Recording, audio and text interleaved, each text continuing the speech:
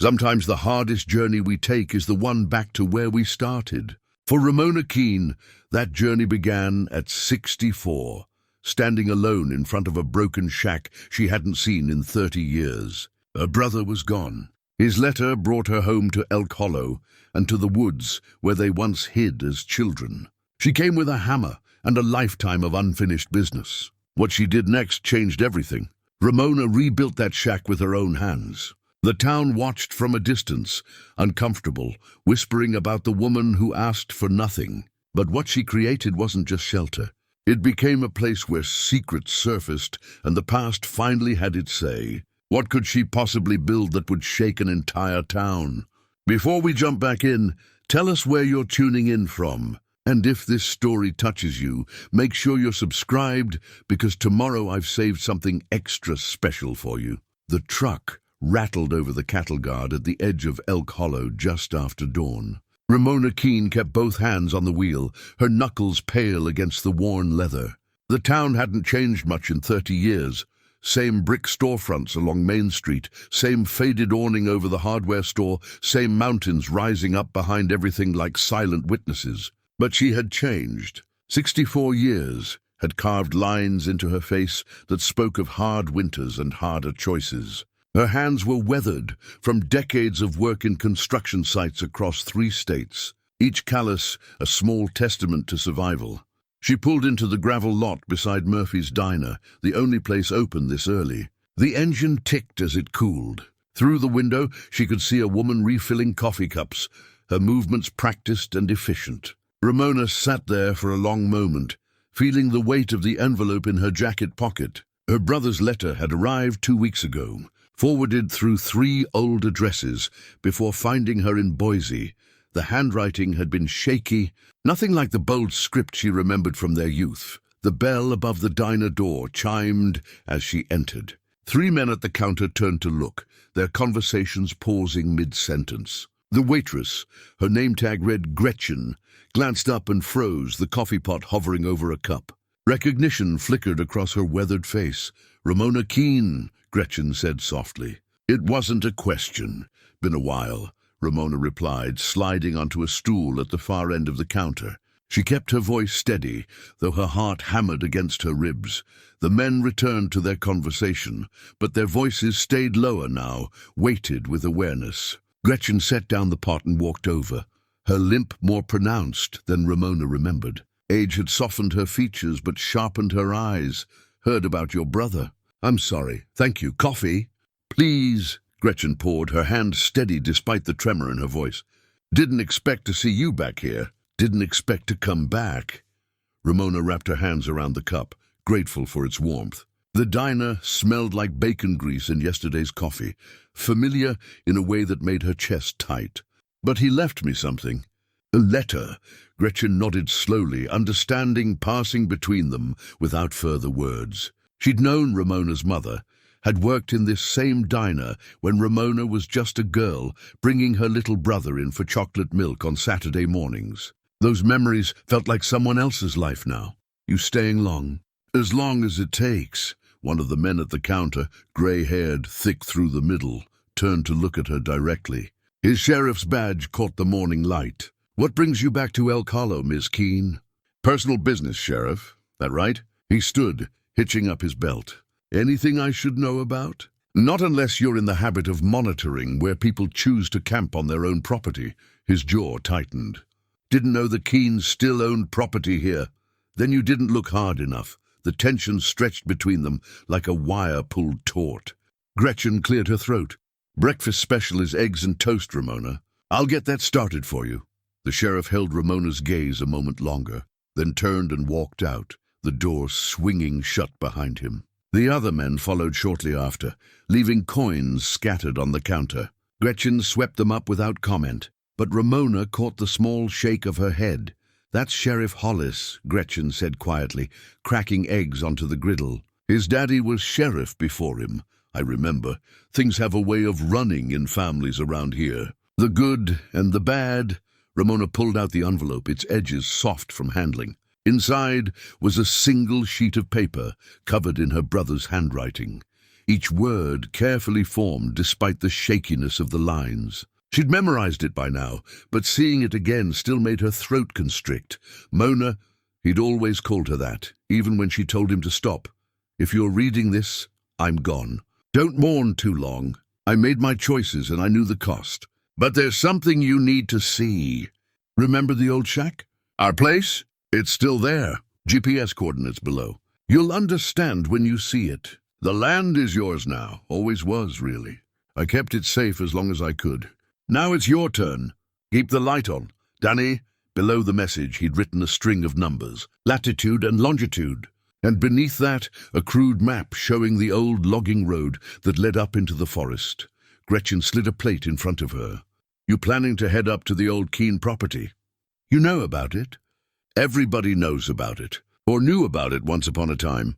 Most folks forgot it exists. But Danny, he used to go up there regular. Saw his truck on that old forest road more times than I could count over the years. This was news to Ramona.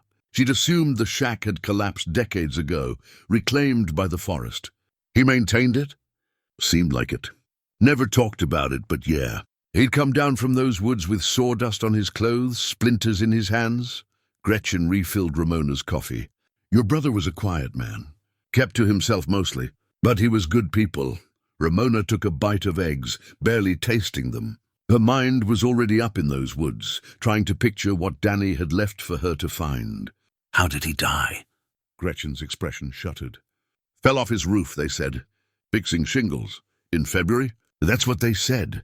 The words hung between them, heavy with implication. Ramona set down her fork. But you don't believe that? I don't know what to believe anymore.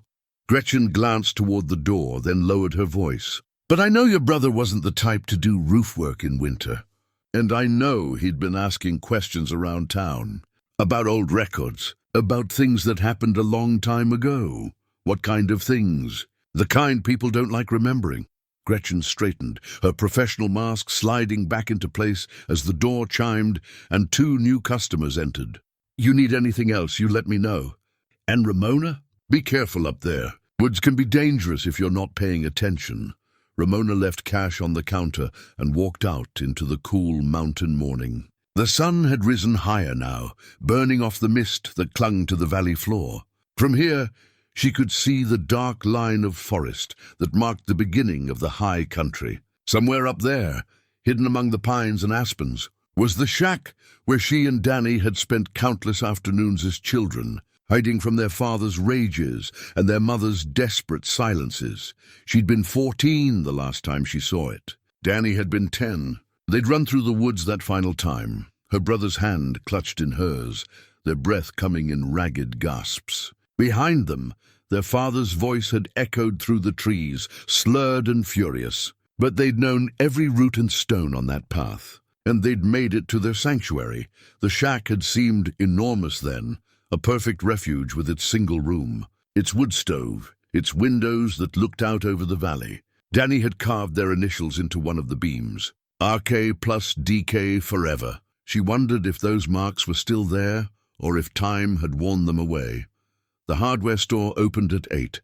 Ramona spent the intervening hour driving the perimeter of town, reacquainting herself with streets she'd once known by heart. The elementary school, where she'd attended 1st through 8th grade, had been converted into apartments. The old movie theater was now a sporting goods store, but the church still stood on its hill, white paint gleaming, and the cemetery behind it still held the graves of 3 generations of Elk Hollow residents. She didn't stop there. Visiting Danny's grave could wait. First, she needed to see what he'd left for her. The hardware store smelled like sawdust and motor oil. A younger man stood behind the counter, 40 maybe, with kind eyes and paint-stained hands. He looked up from his inventory sheet and smiled. Help you find something? I need tools. Hammer, saw, nails, screws. Work gloves. A good tarp. Ramona pulled out the list she'd made during the drive from Boise. And lumber. 2x4s, plywood, whatever you've got that's decent quality. Big project? Could be. He studied her for a moment, then nodded. I'm Vincent Hayes. I can get you set up at the lumber that's going to need to be delivered. Where are you working? Old logging road. About 6 miles up, then another 2 on foot. His eyebrows rose. The Keane property? That's right. You family. I'm Ramona, Danny's sister. Something shifted in his expression. Surprise, maybe, or recognition. He mentioned you a few times. Always said you were the smart one who got out. The words hit harder than they should have. He talked to you much? Some. He'd come in for supplies pretty regular. We'd chat. Vincent moved around the counter, pulling items from shelves with practiced efficiency. He was working on something up there. Never said what exactly, but he was particular about the materials. Wanted everything just right. When did you last see him? A week before he died. He came in for roofing nails and shingles. Said he had one last job to finish. Vincent paused, a box of screws in his hand. I thought he meant his house in town. Didn't find out until later he'd been talking about the shack. Ramona felt a chill run through her. He was working on it the day he died. Don't know for certain, but the timing fits. He set the box on the counter. Listen, I don't know what you're planning up there, but if you need help, I work alone. Fair enough. But the offer stands. He tallied up her purchases, his hands moving with easy competence. I can get the lumber up to the old logging road by tomorrow morning. After that, you're on your own getting it to the site. That'll do. She paid in cash, loading the tools into the bed of her truck. The weight of them felt right, familiar. She'd spent 30 years in construction, working her way up from cleanup crew to site supervisor. She knew how to read a building, how to see what it wanted to become. The shack would tell her what it needed. The drive up the logging road took longer than she remembered. Washouts and fallen trees had narrowed the track in places, forcing her to drive carefully. Finally, where the GPS coordinates indicated, she parked and continued on foot. The forest closed around her like a cathedral. Sunlight filtered through the canopy in golden shafts, illuminating patches of ferns and wildflowers. Her boots crunched on pine needles. A jay scolded from somewhere overhead. The air tasted of resin and earth. She found the shack in a small clearing, exactly where it had always been. But it wasn't the ruin she'd expected. Someone, Danny, it had to be Danny, had kept it standing. The roof was intact, patched with newer shingles. The windows had been replaced. The door hung straight on its hinges. Ramona stood at the edge of the clearing, her chest tight with emotion. Her brother had never stopped coming here, never stopped maintaining their childhood refuge. All those years she'd been gone, building a life far away from Elk Hollow and its memories, Danny had been here, keeping their sanctuary alive. She walked forward slowly, her hand trailing along the weathered siding. The wood was rough beneath her fingers, warm from the sun. When she reached the door, she found it unlocked. It swung open with a soft creak. Inside, the single room was neat and orderly. A cot against one wall, a small table, 2 chairs. The wood stove stood in the corner, its pipe extending through the roof. But what caught her attention was the beam, where Danny had carved their initials all those years ago. The marks were still there, worn, but visible. And beside them he'd added something new. Words carved with the same careful precision she'd seen in his letter. The truth is buried, but not dead. Look down. Ramona dropped to her knees, examining the floorboards. Most were original, weathered and darkened with age. But near the center of the room, a section looked newer, the wood not quite matching. She pulled her knife from her pocket and worked the blade into the seam.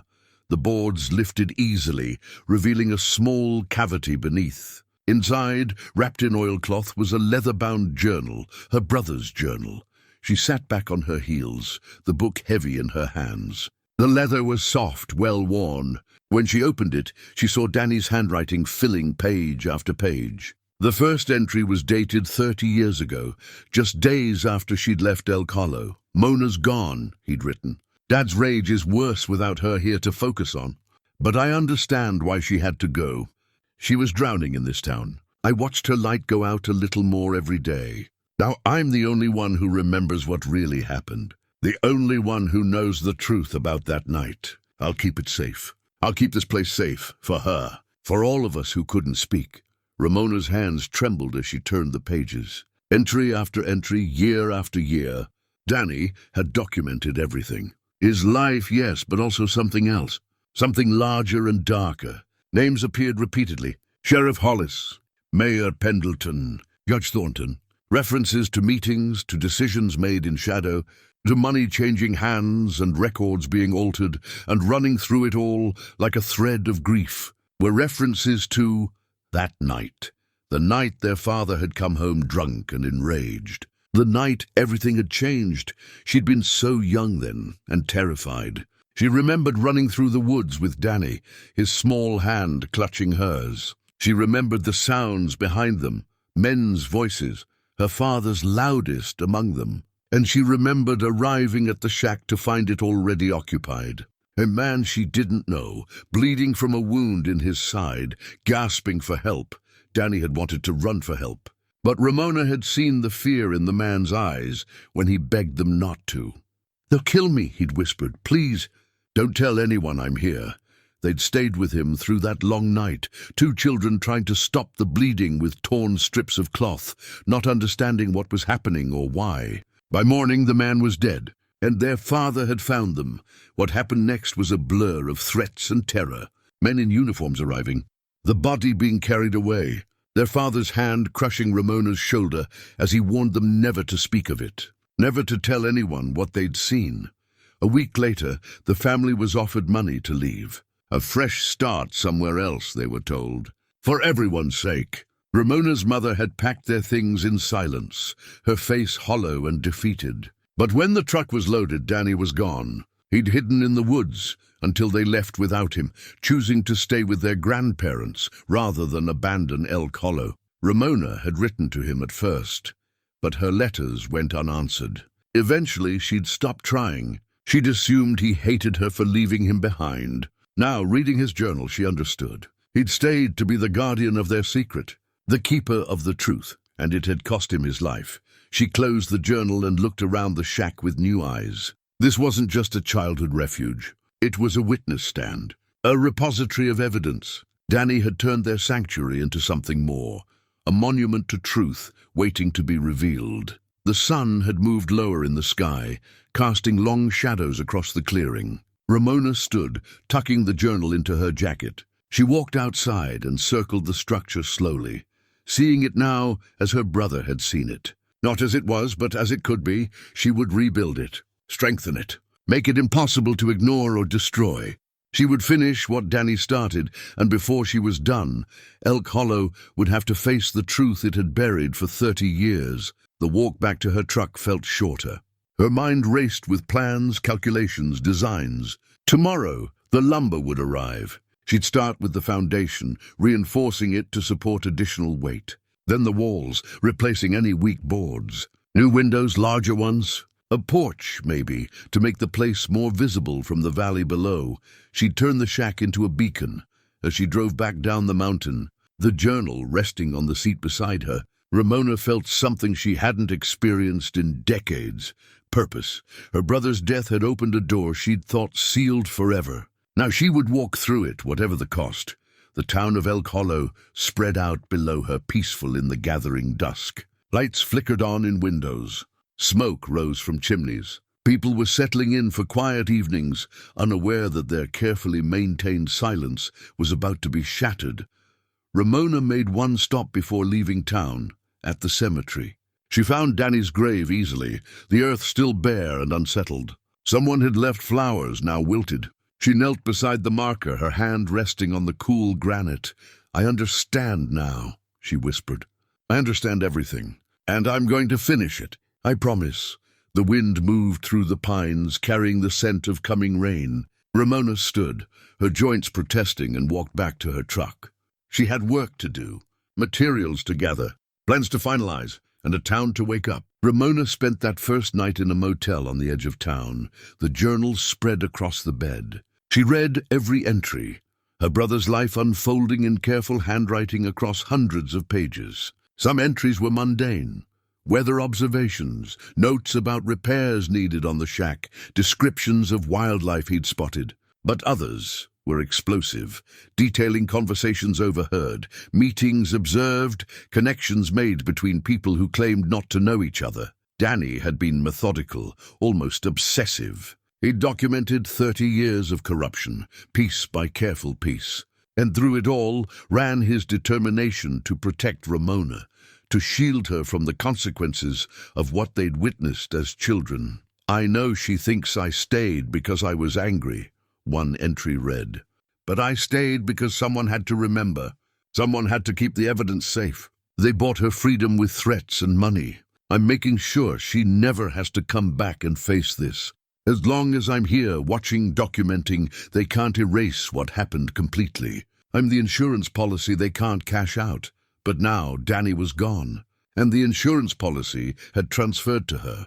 She arrived at the shack before dawn, her truck loaded with the first batch of supplies. The forest was still and quiet, wrapped in pre-dawn shadow. She worked by headlamp, unloading tools and organizing them on the porch. When the sun finally broke over the eastern ridge, painting the clearing in gold and amber, she was ready to begin. The first task was assessment. She walked the perimeter of the structure, notebook in hand, documenting every weak point and damaged board. Danny had done good work maintaining it, but time and weather had taken their toll. The foundation needed reinforcing. Several floorboards inside had begun to rot. The porch railing was loose in places. She was on her knees, examining the foundation when she heard it, a soft creak from inside the shack. Ramona froze, listening. Another creak, definitely footsteps on old floorboards. She stood slowly, reaching for the hammer at her belt. "Who's there?" Silence. "Then don't mean any harm.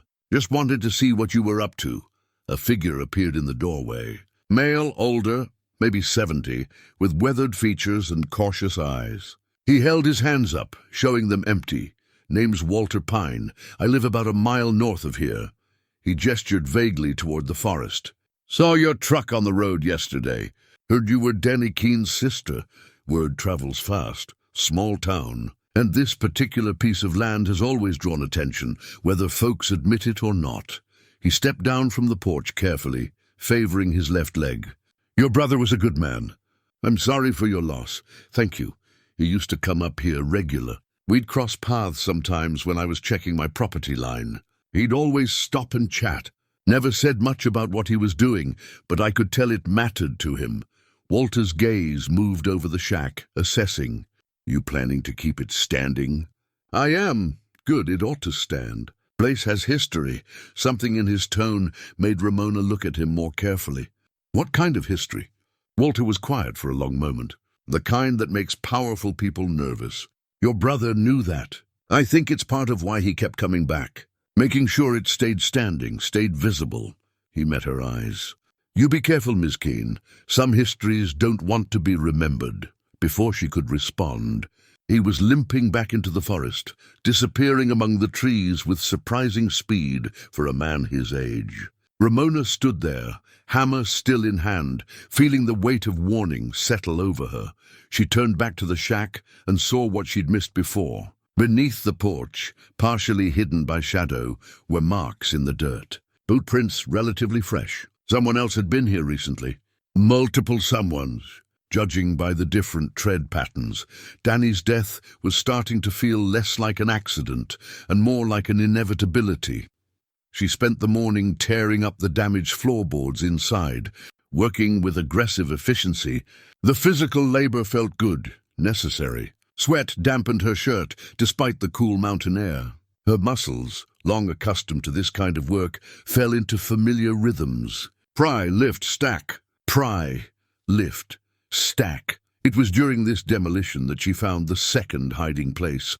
One of the floorboards came up with unusual resistance. Ramona worked her pry bar around its edges more carefully, feeling for the obstruction. Her fingers found a latch, cleverly concealed in the board's underside. When she triggered it, a section of subflooring dropped down, revealing another cavity. This one was deeper than the first, and crowded with items Danny had hidden over the years. Ramona lifted them out one by one, her heart pounding. First, a stack of photographs. They showed men meeting in the shack, formal suits incongruous against the rustic interior. She recognized some faces from her childhood, others from Danny's journal entries. Sheriff Hollis's father, Maya Pendleton, Judge Thornton, a dozen others spanning multiple decades. Next, a bundle of letters wrapped in twine. She loosened the knot carefully and pulled out the top envelope. It was addressed to the State Attorney General, dated 15 years ago. She opened it and read, "Dear Sir, I am writing to report systematic corruption in Elk Hollow. For the past 20 years, a group of local officials has been involved in land fraud, document falsification, and the cover-up of at least one murder. I have evidence of these crimes, including photographs and recorded conversations. However, I fear for my safety should I come forward publicly. Please advise on how to proceed safely." The letter had never been sent. Danny's signature was at the bottom, but the envelope had never been sealed. Ramona found 5 more similar letters, each written to different authorities, none ever mailed. Her brother had tried to reach out, tried to expose what he knew, but something had always stopped him. Fear, maybe, or the knowledge that some conspiracies ran too deep for outside intervention. The third item in the cache made her breath catch. It was a property deed, brittle with age but still legible. The document showed that the land containing the shack and a significant parcel around it had been deeded to the Keane family in 1952. Her grandfather's name was on the title, with provisions for it to pass to his descendants, but according to county records, this land had been sold to a development company 30 years ago. Right around the time Ramona's family left Elk Hollow, she'd assumed her parents had sold everything when they fled. This deed proved otherwise. The land had never been sold, which meant someone had forged documents to claim it illegally. She sat back on her heels, the deed trembling in her hands. This was what Danny had been protecting. Not just the truth about the murder they'd witnessed, but proof of ongoing fraud. The shack stood on land that legally belonged to the Keane family. No matter what the county records claimed, someone had stolen their inheritance. And Danny had spent 30 years documenting the theft.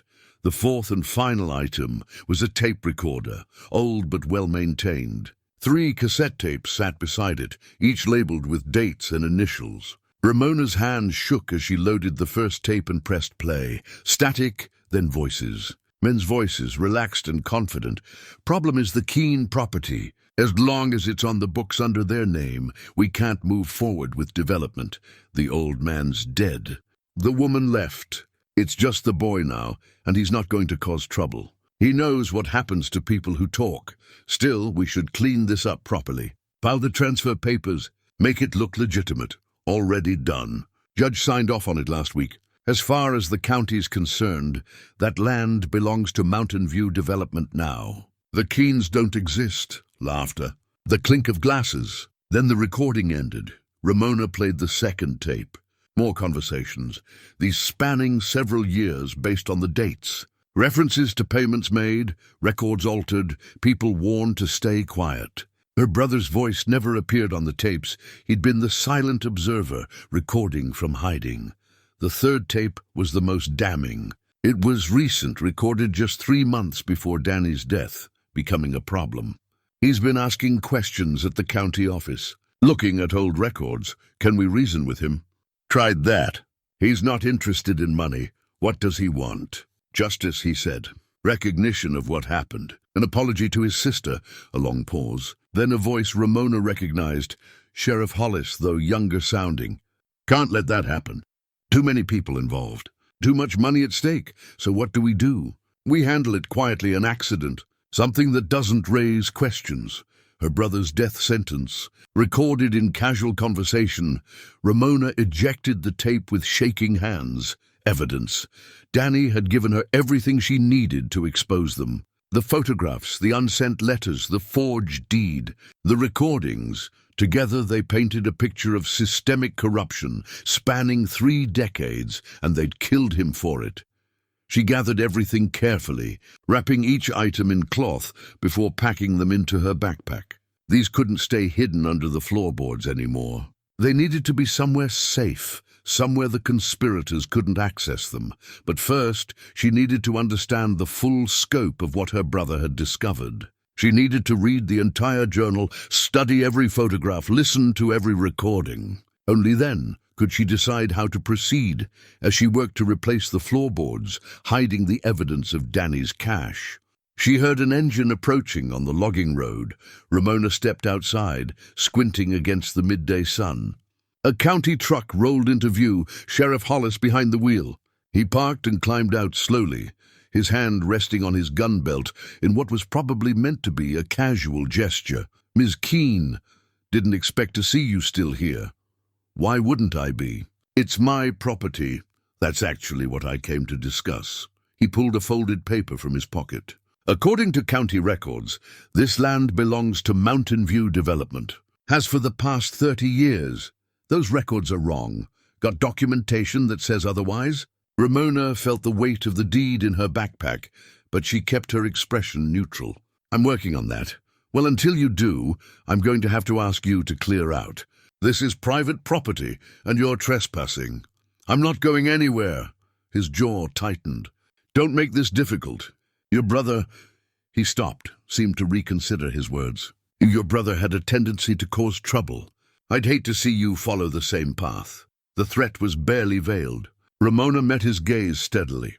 "My brother died falling off a roof. That's what the official report says, isn't it?" "That's what happened." Funny thing about that. Danny was afraid of heights. Had been since childhood. He never would have been up on a roof in winter fixing shingles. People do strange things sometimes, or someone does strange things to people. She let the words hang in the air between them. "I'll be staying, Sheriff, and I'll be rebuilding this shack. If you have a problem with that, take it up with a lawyer." He stared at her for a long moment, his expression unreadable. Then he smiled, but it didn't reach his eyes. "Your choice, Ms. Keane. Just remember, accidents happen in these mountains, especially to people who aren't careful." He climbed back into his truck and drove away, leaving dust hanging in the air. Ramona stood there until the sound of his engine faded completely. Then she turned back to the shack, her jaw set with determination. They'd killed her brother to keep their secrets. They'd threatened her to protect their lies, but she wasn't Danny. She hadn't spent 30 years hiding in the shadows, documenting and waiting. She'd spent 30 years building things, learning to stand firm against opposition, refusing to be moved, and she wasn't going anywhere. The shack would stand. The truth would come out. And Elk Hollow would finally have to face what it had buried in these woods 30 years ago.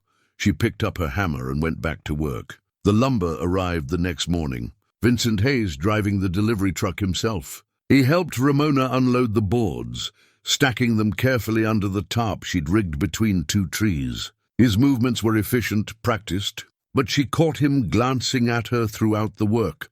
Questions in his eyes he didn't voice. When they finished, he wiped his hands on his jeans and nodded toward the shack. "Making good progress. It's a start," your brother used to say that. "It's a start," like he was always working toward something bigger. Vincent paused, seeming to weigh his words. "He came into the store about a month before he died. Bought a fireproof safe. Had me order it special. Good quality, expensive. Never told me what he needed it for." Ramona's pulse quickened. "Did he pick it up?" "Yeah. Carried it out himself, wouldn't let me help load it." He shifted his weight, uncomfortable. "Thing is, they didn't find a safe when they cleared out his house. At least, that's what I heard. So I've been wondering where it ended up. Why tell me this? Because I think Danny was on to something, and I think it got him killed." Vincent met her eyes directly. "And I think you're stepping into the same mess he was in." Before Ramona could respond, he pulled a folded envelope from his back pocket. "Found this in my shop yesterday. Slipped under the door sometime during the night. It's addressed to you." She took it, her hands steady despite the unease coiling in her stomach. The envelope was plain, no return address. Inside was a single sheet of paper with a typed message. "Your brother made a mistake. Don't repeat it. Leave while you still can." "You call the sheriff?" Ramona asked. "And tell him what?" "That someone left an anonymous note." He'd file it and forget it. Vincent's expression was grim. "Besides, I'm not sure the sheriff's office is where you want to take this kind of thing." "Why not?" "Because my father used to work construction in this town. Back in the day, he was part of a crew that built a lot of the commercial properties along Main Street. He kept records, contracts, payment receipts, all of it. Good worker, organized. Vincent's voice tightened.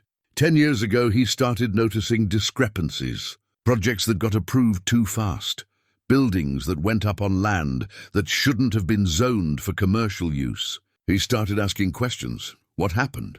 He fell off a scaffold. Broke his neck. They called it an accident. He looked away, jaw working. But my dad was careful. Obsessively careful. He'd been working construction for 30 years without a serious injury. And then one day, boom. Dead at 52. The parallel to Danny's death was impossible to miss. Ramona's hand tightened on the envelope. Did you report your suspicions? To who? The sheriff's father was in charge back then. The same people my dad had been investigating were the ones who'd be doing the investigating. Vincent's laugh was bitter. I was young, scared. I convinced myself it really was an accident. Easier than facing the alternative. But you don't believe that anymore. No, and when your brother started poking around, started asking the same kinds of questions my father had asked, I tried to warn him. But Danny, he shook his head. Danny said someone had to stand up. Someone had to be willing to face the truth, whatever the cost. Ramona thought of her brother's journal, the years of documentation, the evidence carefully preserved. He was braver than I gave him credit for. He was stubborn. And he was protecting something. Vincent's gaze moved to the shack. Oh, someone. They stood in silence for a moment, the forest sounds filling the space between them. Finally, Ramona said, You should stay away from here. If you're right about what happened to your father, helping me puts you at risk. Maybe. But I'm tired of being scared. And I'm tired of letting them get away with it.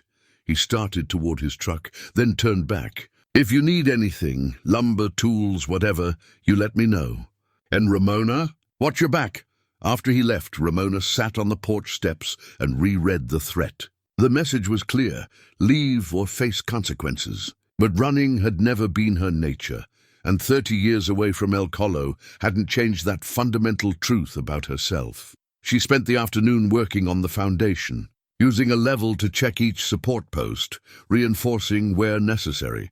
The physical work helped her think, helped her process everything she'd learned in the past 2 days. Danny's journal, the hidden evidence, the veiled threats, they all pointed to a conspiracy that ran deeper than she'd imagined. Around 3 o'clock, she heard footsteps approaching through the forest. Ramona reached for her hammer, then relaxed when she saw Gretchen emerging from the trees, carrying a basket.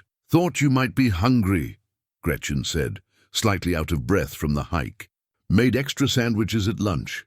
Seemed wasteful to throw them out. Ramona accepted the basket, genuinely grateful. She'd been living on granola bars and instant coffee. Thank you.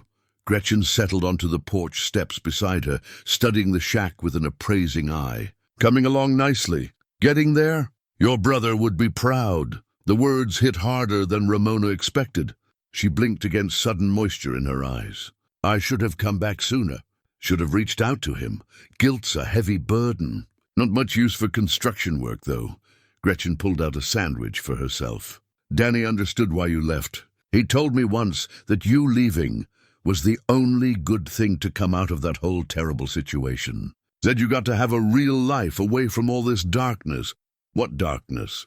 Gretchen was quiet for a long time, chewing slowly. Finally, she said, Elk Hollow looks like a nice little mountain town. Pretty views, friendly people, good place to raise a family. But there's rot underneath. Has been for as long as I've lived here, and probably longer. She turned to look at Ramona. You were just a kid when it all happened. But I was working at the diner the night they brought that man's body down from these woods. I saw the bullet hole in his side. I heard the sheriff, the old sheriff, Hollis's father, talking to his deputies about how they needed to make it look like an accident. You saw all that and never said anything? Who was I going to tell? A waitress with a high school education against the sheriff's department. I had a daughter to raise, bills to pay. Speaking up would have meant losing my job at best, ending up like that poor man at worst. Gretchen's hands trembled slightly as she rewrapped her sandwich. I've carried that shame for 30 years. Watching your family get driven out of town, knowing I could have spoken up and didn't. What was his name? The man who died. James Brennan. He worked for the county assessor's office. Word was he'd discovered some kind of fraud, properties being transferred illegally, tax money disappearing. He was going to blow the whistle. Gretchen's voice dropped lower. They killed him for it. Made it look like he got drunk and wandered off into the woods, died of exposure. But I saw that bullet wound. I know what I saw. And my father was involved? Your father was drunk most of the time, easily manipulated by men who weren't. They used him, pointed him at problems they needed to go away. James Brennan was a problem. She met Ramona's eyes. I think your father was supposed to scare him, run him out of town. But things went too far. And then you and Danny witnessed the aftermath. The pieces were falling into place, forming a picture Ramona had been too young to understand at the time. They paid us to leave. Blood money. They were covering their tracks. Getting rid of witnesses.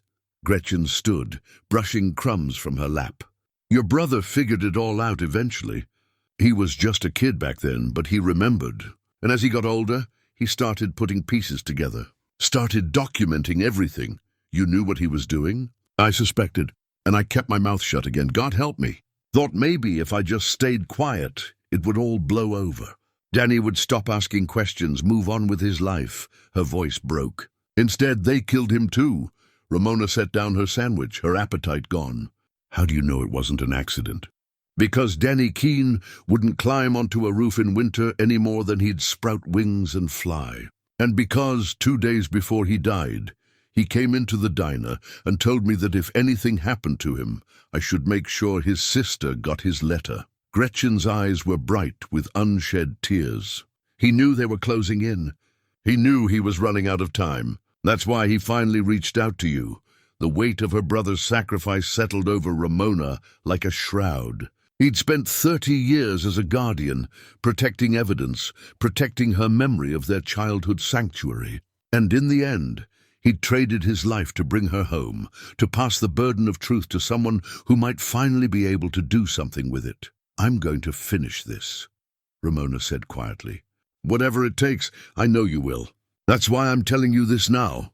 Gretchen started back toward the forest path, then paused. There's a storage unit in Denver, number 247 at Rocky Mountain Storage, off Highway 70.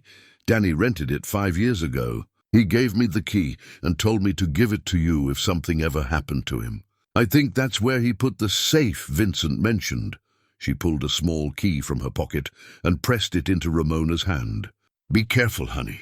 They've already killed 2 good men. They won't hesitate to make it 3. After Gretchen left, Ramona sat alone on the porch, the key warm against her palm. The sun was sinking toward the western peaks, painting the sky in shades of amber and rose. Beautiful country, hiding ugly secrets. She had enough evidence now to go to the state police, maybe even the FBI. The journal, the photographs, the recordings, the forged deed. It would be enough to trigger an investigation, but investigations took time. And in that time, evidence could disappear. Witnesses could be silenced. Justice could be delayed indefinitely. No, Ramona had a better idea. She would rebuild the shack, make it beautiful and impossible to ignore. And then she would use it to tell the truth in a way that couldn't be buried or forgotten. A physical monument to her brother's courage and James Brennan's sacrifice. A place where the past could finally be heard. Let them try to tear it down. Let them try to silence her. She'd spent 30 years learning how to build things that lasted. Now she'd build something that would outlast them all. The drive to Denver took 6 hours. Ramona left before dawn. The key to Danny's storage unit tucked safely in her pocket alongside the deed and several pages from his journal.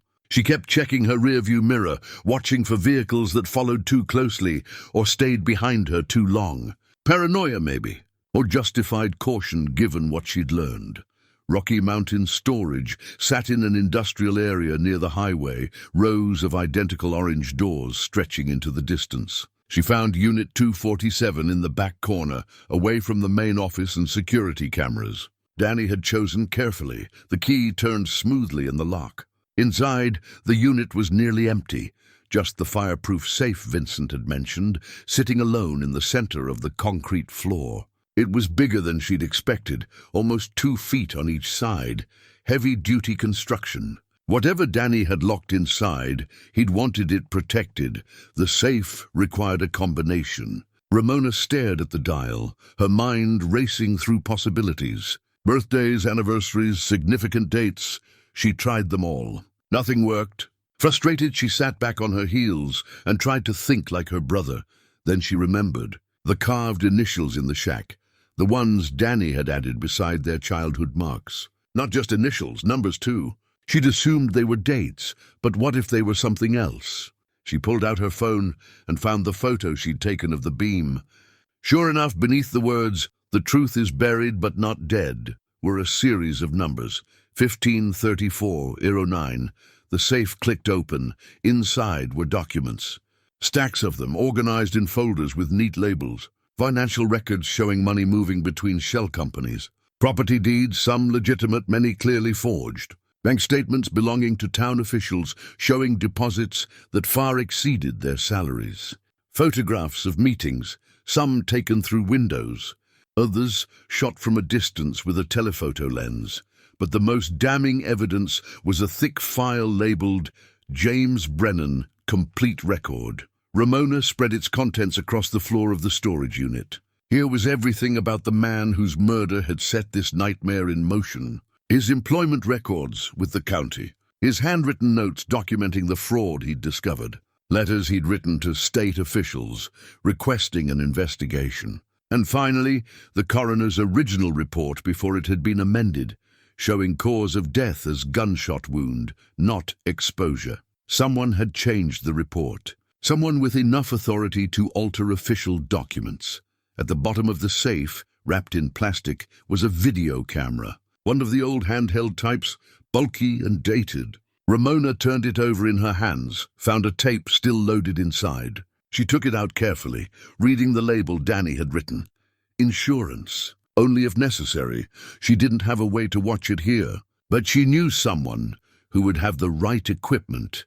Vincent was at his workshop behind the hardware store when Ramona returned to Elk Hollow late that afternoon. He looked up from the chair he was repairing, surprise crossing his face. "Thought you'd be working up at the shack. I made a trip.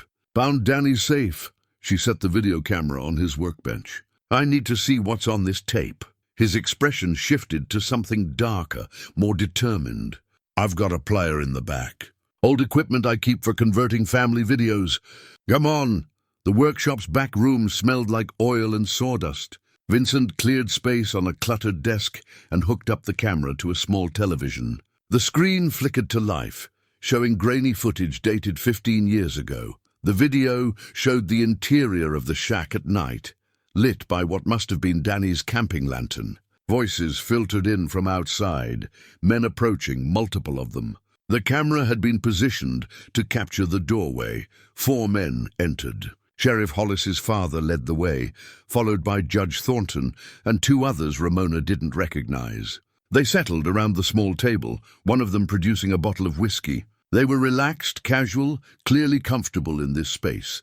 "So we're agreed," the elder Hollis said. "The Morrison property goes through. We split the development fees 4 ways. Judge files the paperwork tomorrow, makes it look legal." "What about Morrison himself?" one of the unknown men asked. "He's not going to just hand over 200 acres without a fight. He'll fight. But he'll lose. We've got the county assessor in our pocket. Morrison's taxes are about to go through the roof. When he can't pay, the county seizes the property. Then we buy it at auction for pennies on the dollar." "Beautiful." Judge Thornton raised his glass. To creative problem-solving.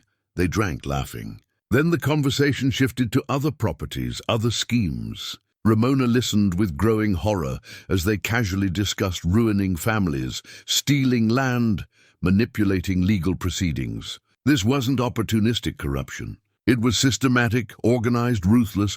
Near the end of the tape, Sheriff Hollis's father mentioned Danny specifically. "What about the Keane boy? He's been hanging around again. Saw his truck on the logging road last week." "He's harmless," Judge Thornton said dismissively. "Just a kid who likes playing in the woods. He's the same kid who witnessed the Brennan situation." "I don't like loose ends. That was 15 years ago. If he was going to talk, he would have done it by now, maybe, but I want him watched. Just in case." The tape ended there, the screen going to static.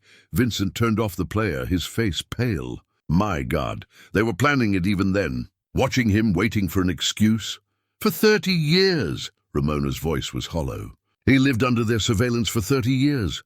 How many more tapes did he make? I don't know. But this safe was full of evidence. She met Vincent's eyes. Enough to put half the town leadership in prison. Maybe more. So what do we do? Take it to the state police? Eventually.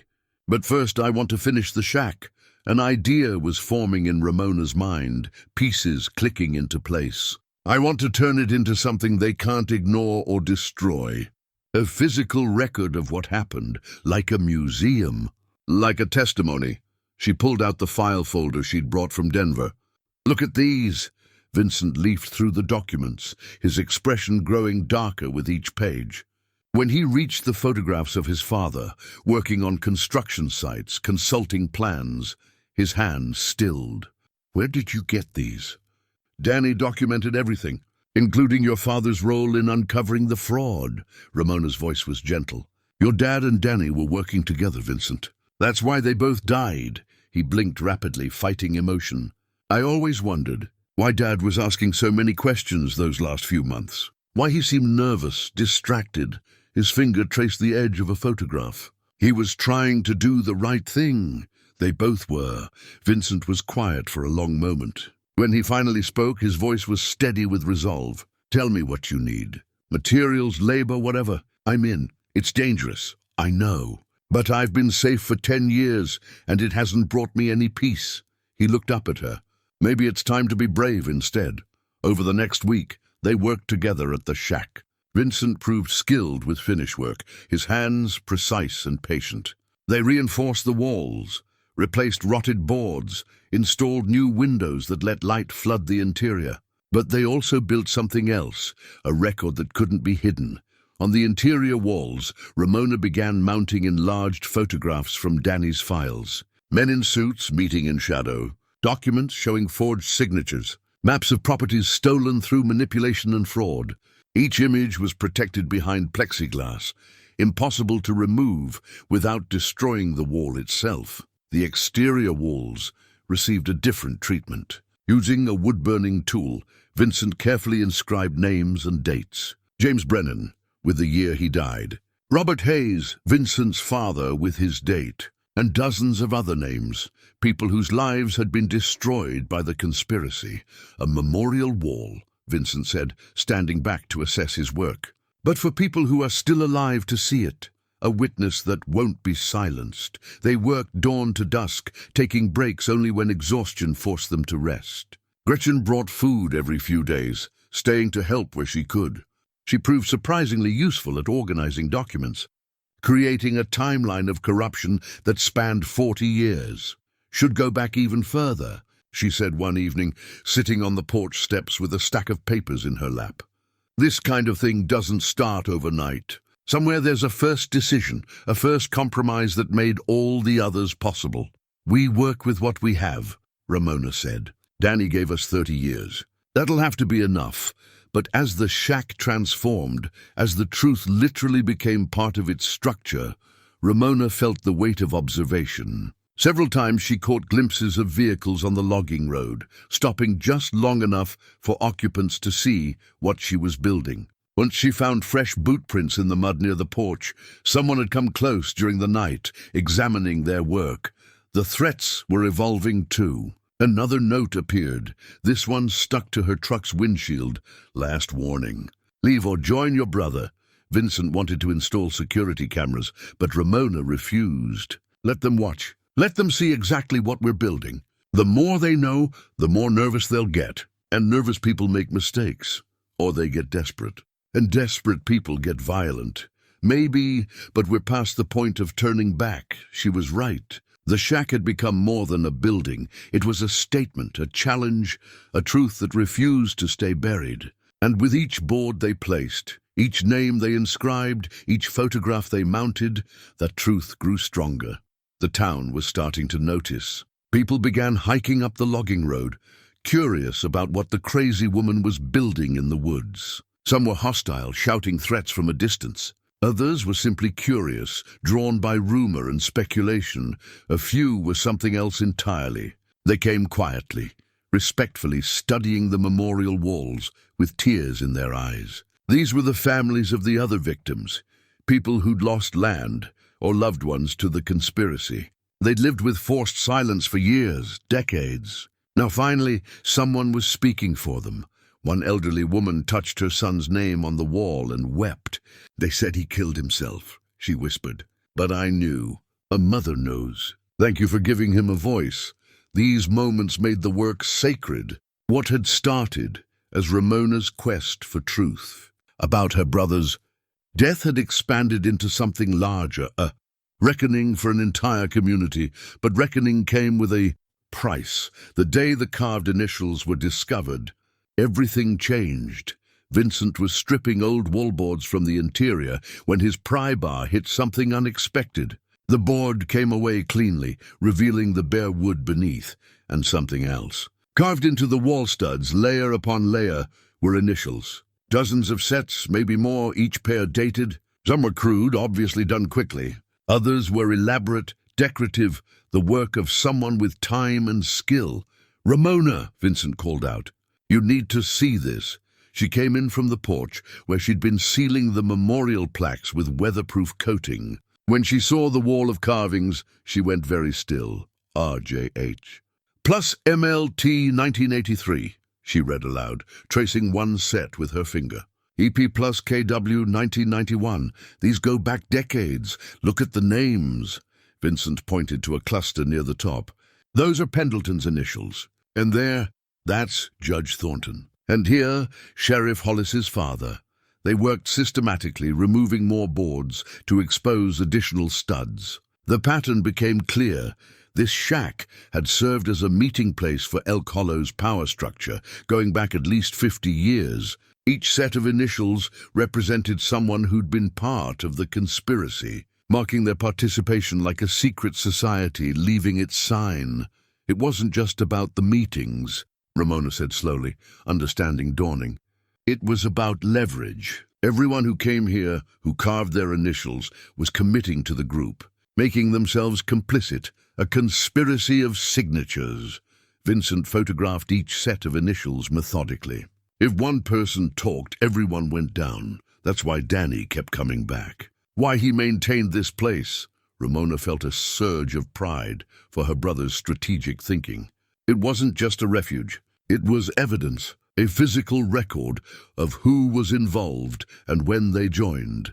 They spent the rest of the day documenting every carving, cross-referencing names with county records and newspaper archives Gretchen had brought from the library. The web of connections was staggering. Business owners, county officials, even a few state legislators, all had left their marks in this remote shack. Some of these people are still in power, Vincent said, studying his notes. Mayor Pendleton, Judge Thornton, half the county commission, which explains why they want this place destroyed. Ramona stepped back, surveying the exposed walls. We're not just threatening individuals anymore. We're threatening an entire power structure. That night, as they were packing up tools, headlights appeared on the logging road. Not one vehicle, but three, moving in convoy. Ramona and Vincent exchanged glances. Should we run? Vincent asked quietly. No, we stand our ground. The vehicles stopped at the edge of the clearing. Sheriff Hollis emerged from the first, followed by two deputies. From the second came Mayor Pendleton, his expensive suit incongruous in the forest setting. The third held Judge Thornton and two men in business attire.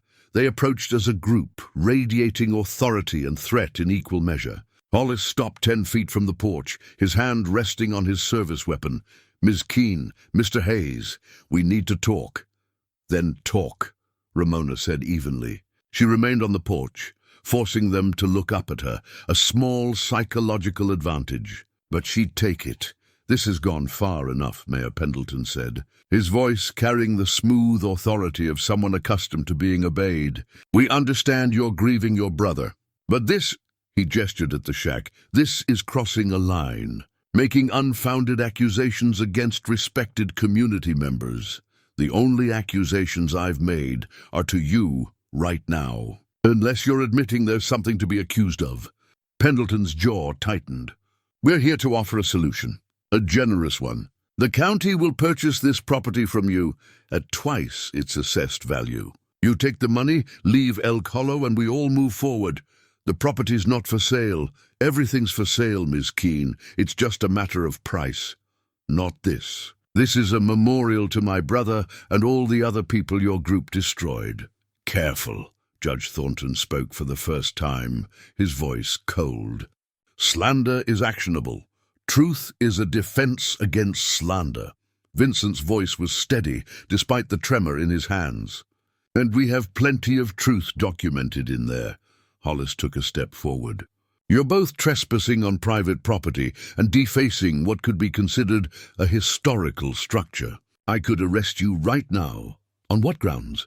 The property belongs to the Keane family. As since 1952, the deed's been filed with the State Attorney General's office, by the way, along with documentation showing how the county records were falsified. It was a bluff. Ramona hadn't sent anything yet, but the reaction told her everything she needed to know. All 5 men exchanged glances, a ripple of unease passing through the group. You're playing a dangerous game, Pendleton said quietly. Your brother learned that lesson the hard way. Was that a threat or a confession? It was a statement of fact. He turned to leave, then paused. You have 48 hours to reconsider our offer. After that, we'll pursue other options for resolving this situation. Legal options. They departed as they'd arrived, a show of unified force. But Ramona had seen the cracks in their facade. They were worried. More than worried, they were frightened. They're going to come back, Vincent said once the vehicles disappeared. And next time it won't be to talk. I know. Which is why we need to work faster. Over the next 2 days, they pushed themselves to exhaustion. The interior walls were completed, every photograph mounted, every document displayed behind protective glass. The carved initials were treated with preservative and left exposed, a permanent record of participation. Ramona created small brass plaques identifying the most prominent conspirators, mounting them beside their carved initials like museum exhibit labels. The exterior received equal attention. In addition to the memorial names, Vincent carved a timeline directly into the wooden siding. Dates of property seizures, suspicious deaths, major fraud cases, all inscribed in permanent record. The shack was becoming what Danny had envisioned, a 3-dimensional testimony that couldn't be destroyed without obvious effort. But it was Ramona's final addition that transformed the structure from memorial to challenge. Above the door, she mounted a large sign, hand-carved from cedar, the Truth Shack in memory of James Brennan, Daniel Keane, Robert Hayes, and all others silenced by corruption. The truth is buried but not dead. Below the sign, she added a mailbox. A simple metal box with a slot for letters. What's that for? Vincent asked. For testimonies. If other people want to share their stories, they can leave them here. Anonymous if they want, or signed. Either way, we'll document them. Add them to the record. You're creating a living memorial. I'm creating a movement. Ramona stepped back, studying their work. One building can be destroyed. But if we can get people talking, sharing their stories, becoming part of the record, that's harder to silence. The mailbox filled quickly. First came anonymous notes, stories of intimidation and theft told in shaking handwriting. Then signed letters, people willing to attach their names to accusations. A woman whose farm was seized through tax manipulation. A man whose business was destroyed by selective code enforcement. A family driven from town after their teenage son witnessed a payoff and spoke about it at school. Each story added weight to the truth Ramona was building. She displayed the most compelling testimonies in the shack's windows, visible to anyone who hiked up the logging road. The effect was powerful. Visitors could stand outside and read story after story of systematic abuse of power. The town began to fracture. Those who'd benefited from the conspiracy grew increasingly defensive, their protests growing louder.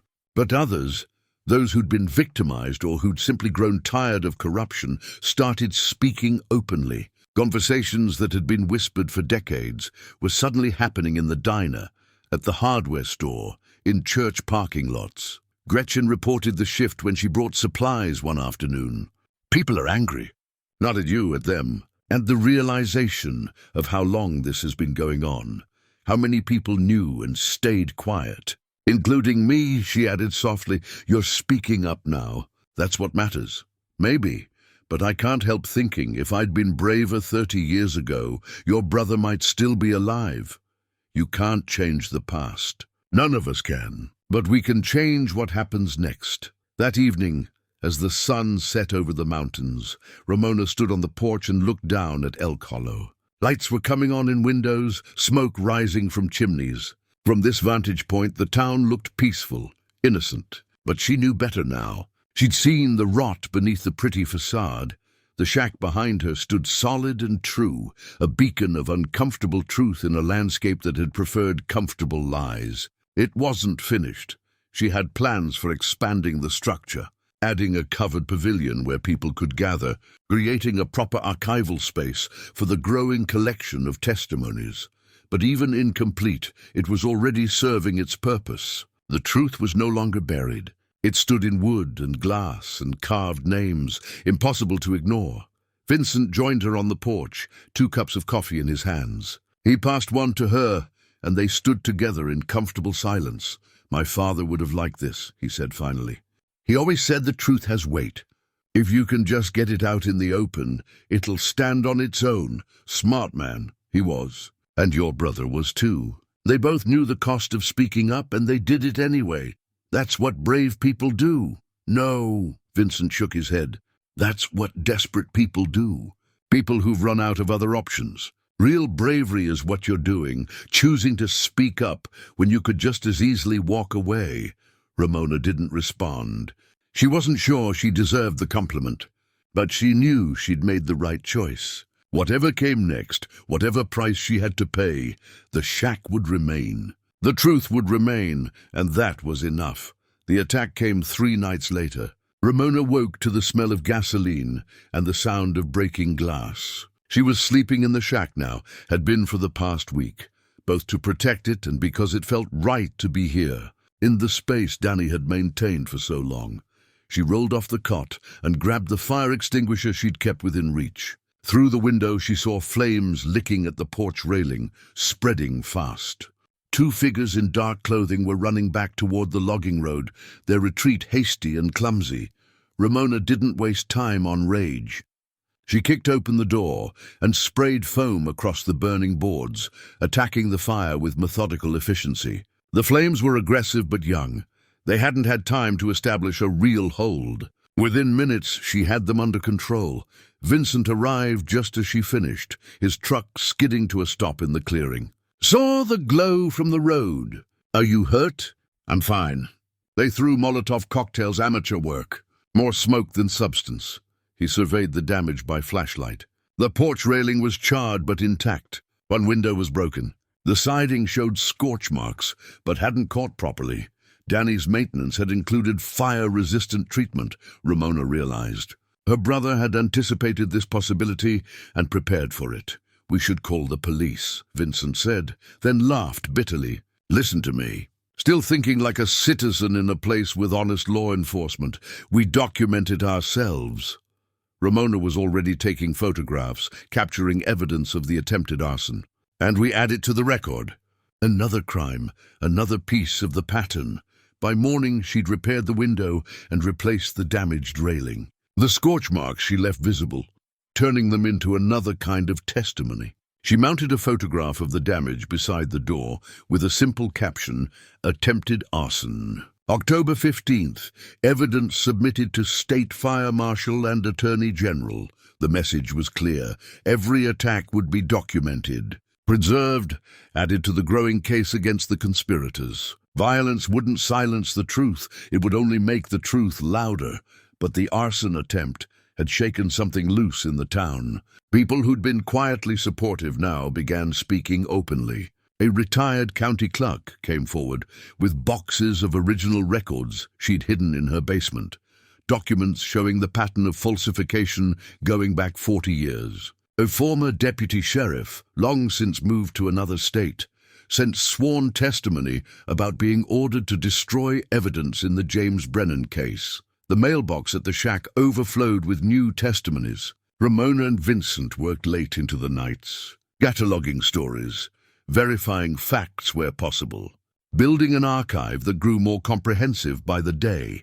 Gretchen brought a reporter from the state capitol, a woman named Angela Chen, who specialized in investigative journalism. She spent 2 days at the shack, photographing everything, interviewing Ramona and Vincent, collecting copies of documents. Her article, when it ran, was explosive. "Mountain Memorial exposes decades of corruption," read the headline. The story detailed the conspiracy, named names, included photographs of the carved initials and memorial walls. It went viral within hours, shared thousands of times on social media, picked up by national news outlets. Suddenly, Elk Hollow was famous, but not in the way its leadership had hoped. The pressure mounted quickly. The state attorney general announced an investigation. The FBI opened a case into civil rights violations. Reporters descended on the town, interviewing residents, demanding responses from officials. Sheriff Hollis resigned rather than answer questions. Judge Thornton took sudden medical leave. Mayor Pendleton hired a criminal defense attorney. Through it all, Ramona continued working on the shack. She built benches on the porch so visitors could sit and rest. She created a covered area where people could read the displayed documents even in rain. She planted wildflowers around the clearing. Danny had always loved wildflowers. The structure was evolving beyond her original vision. It was becoming what her brother had always intended. Not just a memorial, but a gathering place. A space for truth and reconciliation. People came from across the state, then from across the country. They left flowers, notes, photographs of their own loved ones lost to corruption in other places. One afternoon, an elderly man hiked up with his grandson, a boy of maybe 10. The man stood before the wall of names for a long time, his hand resting on one particular inscription. "That was my brother," he told Ramona. "They said he embezzled from the county and ran off. But I knew better. He was investigating them, and they made him disappear." His voice shook. "For 50 years, I thought I was the only one who remembered, the only one who knew he wasn't a thief. He's remembered now," Ramona said gently. "His name is here. His truth is preserved." The man wept, and his grandson held his hand, bearing witness to pain that had waited half a century for acknowledgement. These moments multiplied. The shack became a place of healing, not just accusation. People came to mourn, to rage, to finally speak what had been locked inside them for years. Ramona found herself serving as informal counselor, witness, keeper of stories that had been suppressed too long. But not everyone came in peace. Threatening letters continued to arrive. Anonymous phone calls warned her to stop, to leave, to accept that some truths were better left buried. She ignored them all, focusing instead on the work. Vincent helped her design a blueprint for expansion, a proper memorial structure that would preserve everything they'd built while allowing room for growth. They sketched plans for a small museum, an archive, a meditation space. The shack would be the heart of it, unchanged and sacred, but surrounded by facilities that could serve the growing number of visitors. "It's bigger than we are now," Vincent said one evening, studying their drawings. "This needs proper funding, management, protection." "I know. But I want to finish what Danny started first. Make the core structure complete before we talk about expansion." "Fair enough. What's left?" Ramona pulled out her own sketch, a design she'd been refining for weeks. A dedication plaque, something that explains what this place is, why it matters. And names, not just the victims, but the perpetrators too. Everyone who carved their initials into these walls. They wanted their mark to be permanent. "I'll give them permanence." She spent 2 weeks crafting the plaque from bronze, working with a metalsmith in the state capitol who donated his time to the project. The result was beautiful and terrible, a detailed record of 50 years of corruption, listing every name, every crime, every victim. It was mounted beside the door, in a ceremony attended by over 200 people. The crowd included survivors, family members, journalists, and officials from multiple law enforcement agencies. But it also included ordinary citizens of Elk Hollow, people who'd chosen to face their town's history rather than continue denying it. Gretchen spoke at the ceremony, her voice strong despite her tears. I stayed silent when I should have spoken. I was afraid, and that fear made me complicit. But Ramona and her brother, they were brave when the rest of us were cowards. They kept the truth alive when we tried to bury it. This memorial stands because they refused to forget. And now none of us can forget either. The ceremony ended with a moment of silence for all who'd suffered under the conspiracy. In that silence, standing before the completed shack, Ramona felt her brother's presence. Not as a ghost, but as a legacy. Danny had planted this seed of truth 30 years ago. She was simply helping it bloom. But even as the memorial stood complete, even as justice began grinding slowly forward, Ramona knew they weren't finished. The most difficult revelation was still to come. Because deep in Danny's journal, in entries she'd been reluctant to share, was a truth that would shake Elk Hollow to its foundations. Her brother hadn't just documented the conspiracy. He'd discovered its origin point, the moment when honest officials had made their first corrupt choice. And that origin was connected to someone still alive, still influential, still trusted by many in the town. Revealing this final truth would complete Danny's work. But it would also destroy whatever fragile peace Elk Hollow had managed to maintain. Ramona sat on the porch that night, long after the ceremony attendees had departed, and made her decision. She'd come too far to stop now. She'd promised Danny she would finish what he started, and she kept her promises, whatever the cost. The next morning, she called Angela Chen. "I have one more story for you," she said. "The biggest one, but you need to be here to receive it properly. And you'll need to bring law enforcement." "What are we talking about?" "The truth about why this all started. Who made the first move? Who set the pattern? And why they're still walking free? When?" 3 days. That'll give you time to prepare. And give me time to say goodbye. Goodbye to what?" Ramona looked at the shack, solid and true in the morning light. "To whatever's left of my childhood. Some truths burn everything down. This is one of them." She hung up and went back to work. 3 days to prepare. 3 days to strengthen the shack against what was coming. 3 days to make sure that when the final revelation came, there would be a structure strong enough to hold the weight of it. Danny had built the foundation. Now she would complete the architecture of truth, no matter who it destroyed in the process. Vincent arrived early on the day of the planned revelation, his face pale and drawn. He climbed out of his truck carrying a manila envelope and walked directly to where Ramona was organizing documents on the porch. "I need you to see something before your press conference." His hands trembled as he held out the envelope. "I went through my father's things last night. Really went through them, not just the surface stuff. Found this hidden in a false bottom of his toolbox. Inside was a death certificate. Not the official one that listed accidental fall as cause of death, but an original report from the medical examiner. Cause of death, blunt force trauma consistent with assault. Manner of death, homicide. My father was murdered," Vincent said, his voice breaking. "I always suspected, but seeing it in writing—" "I'm so sorry." Ramona's heart ached for him, recognizing the pain she'd felt discovering the truth about Danny. "There's more." He pulled out a second document, a sworn affidavit, signed by the medical examiner and dated 2 days after Robert Hayes's death. The examiner was pressured to change the report. This affidavit names who did the pressuring and why. He was going to submit it to the state police, but he died in a car accident before he could. Another convenient death. Ramona read the affidavit carefully. The medical examiner described being threatened by Sheriff Hollis's father and Judge Thornton. They'd told him that Robert Hayes had been working with Ramona Keane to expose the conspiracy, and that both men needed to be stopped. The examiner's refusal to falsify the report had sealed his own fate. But that's not the worst part. Vincent's jaw clenched. "Look at who signed off on my father's original death certificate as a witness." Ramona looked. The signature was shaky but legible. Dr. Margaret Stone, county coroner. "Stone," she repeated, feeling ice form in her stomach. Is that Gretchen Stone, before she married and became Murphy?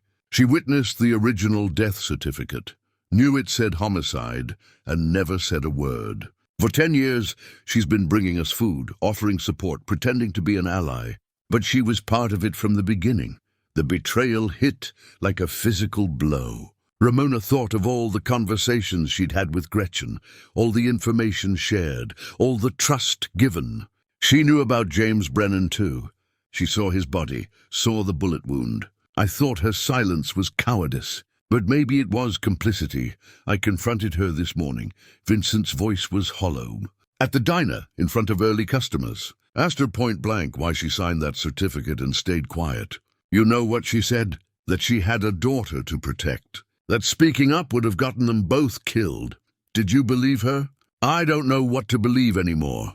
He sank onto the porch steps, head in his hands. My father trusted her. Danny trusted her. And all this time she was what? An accomplice? A coward? Something in between? Ramona sat beside him, her mind racing. She thought back through every interaction with Gretchen, looking for signs of deception. The woman had seemed genuinely remorseful, genuinely committed to helping expose the truth. But if she'd been compromised from the start, how much of her help had been real and how much had been performance? Where is she now? Probably at the diner. Unless she ran. Vincent looked up, his eyes red. Ramona, I don't know if we can trust anything she told us. What if she fed us false information? What if she's been reporting back to them this whole time? The thought was chilling. Gretchen had known their plans, had seen the evidence they were collecting, had even helped organize the documents. If she'd been working with the conspirators, they would have known everything. We need to verify everything she touched, Ramona said, standing. Cross-reference it with other sources. Make sure we're not building our case on contaminated evidence. They spent the next 2 hours going through the archive, checking every document Gretchen had handled against original sources. Most held up, the county records, the newspaper articles, the photographs. But there were gaps, places where information should have been but wasn't, and some of Danny's journal entries that mentioned Gretchen directly had pages missing, who'd torn out so carefully that Ramona hadn't noticed until now. She's been sanitizing the record, Vincent said grimly, removing anything that implicated her directly, or anything that revealed something she didn't want us to know. Ramona pulled out Danny's journal, flipping to one of the intact entries about Gretchen. Listen to this. It's from 5 years ago. Saw G today at the diner. She looked tired, defeated. Asked her if she ever regretted staying silent. She said she regrets everything, but especially what she did to protect her family. I pressed her on what she meant. She wouldn't elaborate, just said some choices break you, even when you make them for the right reasons. What she did to protect her family, Vincent repeated, not just staying silent. She did something active. A vehicle approached on the logging road, Angela Chen's news van, arriving early for the press conference. Behind it came 2 sedans, one marked as state police, the other unmarked but clearly official. The convergence of law enforcement and media that Ramona had requested.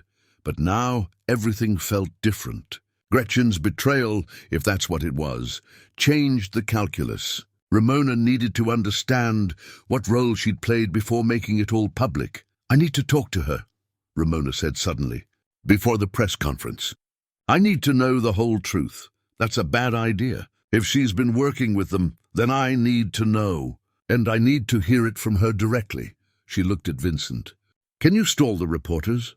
Tell them I'm doing final preparations. Buy me an hour? He nodded reluctantly. But I'm going with you.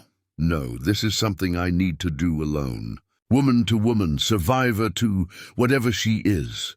The drive down to Elk Hollow took 20 minutes. Ramona spent them trying to organize her thoughts, to prepare for a conversation she didn't want to have. Gretchen had been one of the few people in town who'd shown her kindness. The idea that it had all been manipulation was almost too painful to process. The diner was empty, except for Gretchen, who stood behind the counter wiping it down with mechanical precision. She looked up when Ramona entered, and something in her expression, resignation maybe, or relief, told Ramona that she'd been expecting this confrontation.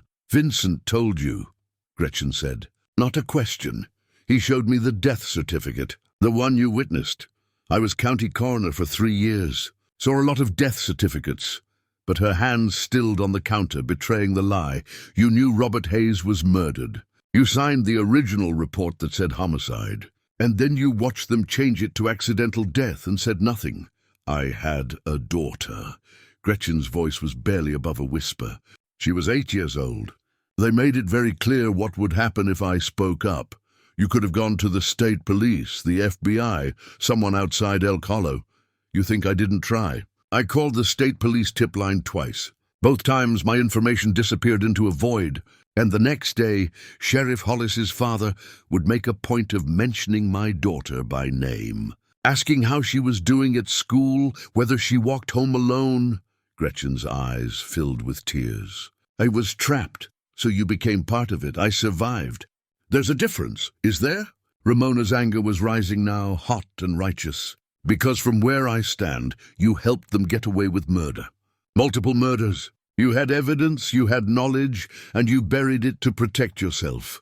To protect my child. Gretchen's composure cracked. You don't have children, Ramona. You don't know what it's like to be presented with that choice. Your child's life or someone else's justice. I made the only choice I could live with. Could you live with it? Really? Ramona leaned across the counter. Or have you been slowly drowning in guilt for the past decade, trying to make amends by feeding us information that wouldn't actually implicate you? That's not... Gretchen stopped, looked away. Maybe at first. Maybe I was trying to help without risking everything. But then I saw what you were building up there, what Danny had started. And I realized that half measures weren't enough anymore. The truth was coming out whether I wanted it to or not. So yes, I helped. And yes, I sanitized some of the records that mentioned me, because I'm not ready to lose my daughter over sins I committed trying to keep her alive. Where is your daughter now? She's 32, living in Seattle. She doesn't know about any of this. Thinks I was just a small-town coroner who got tired of the job and opened a diner. Gretchen's voice broke. I'd like to keep it that way.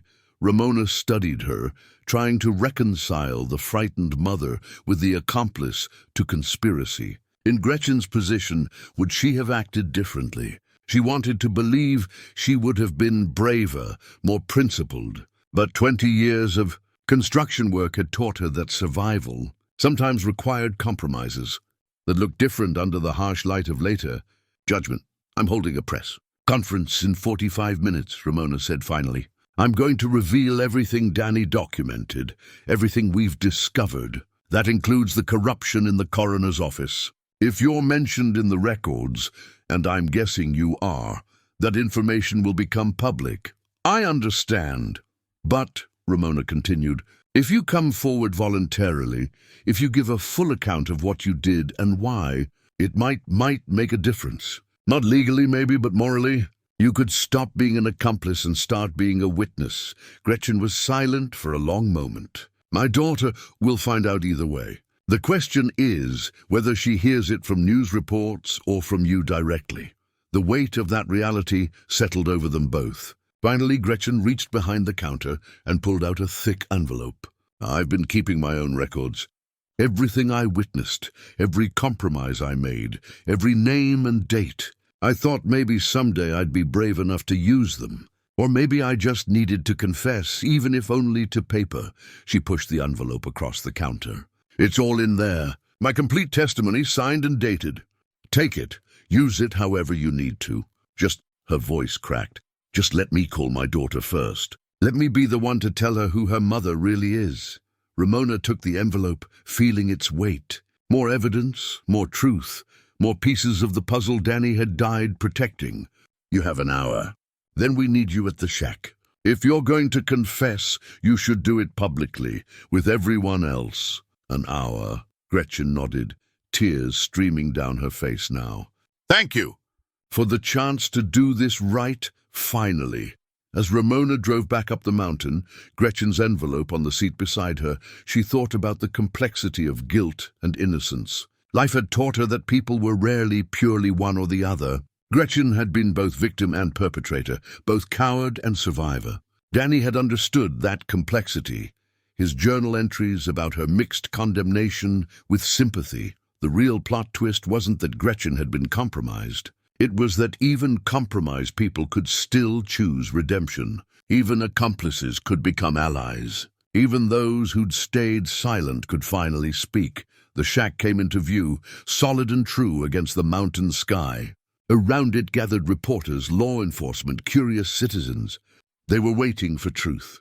Ramona would give it to them, all of it, including the uncomfortable parts about how good people made bad choices under impossible pressure. Because that was the fullest truth of all. Corruption didn't just corrupt the powerful. It corrupted everyone it touched, forcing impossible choices on ordinary people just trying to survive. Danny had known that. He documented it. And now Ramona would testify to it, the whole truth, no matter how complex or painful. That was what justice required. The clearing filled with people as noon approached. Ramona stood on the porch, watching the crowd gather, reporters setting up cameras, state police comparing notes, citizens of Elk Hollow clustering in small groups. Some faces were familiar, others completely new. All of them waited for the truth she'd promised to deliver. Vincent appeared at her elbow, his expression tight with anxiety. "Gretchen just called. She's coming," said she talked to her daughter, told her everything. The daughter's driving over from Seattle, should be here by tonight. "How did it go?" "About as well as you'd expect. Tears, anger, shock, but she's coming. That's something." He gestured toward the crowd. "We've got 3 television stations, 2 newspapers, and the FBI field office sent a senior agent. This is really happening. No turning back now." Second thoughts.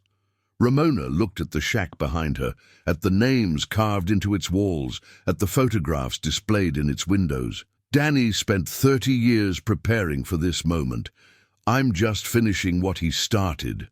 Angela Chen approached, microphone in hand. "Miss Keane, we're ready when you are.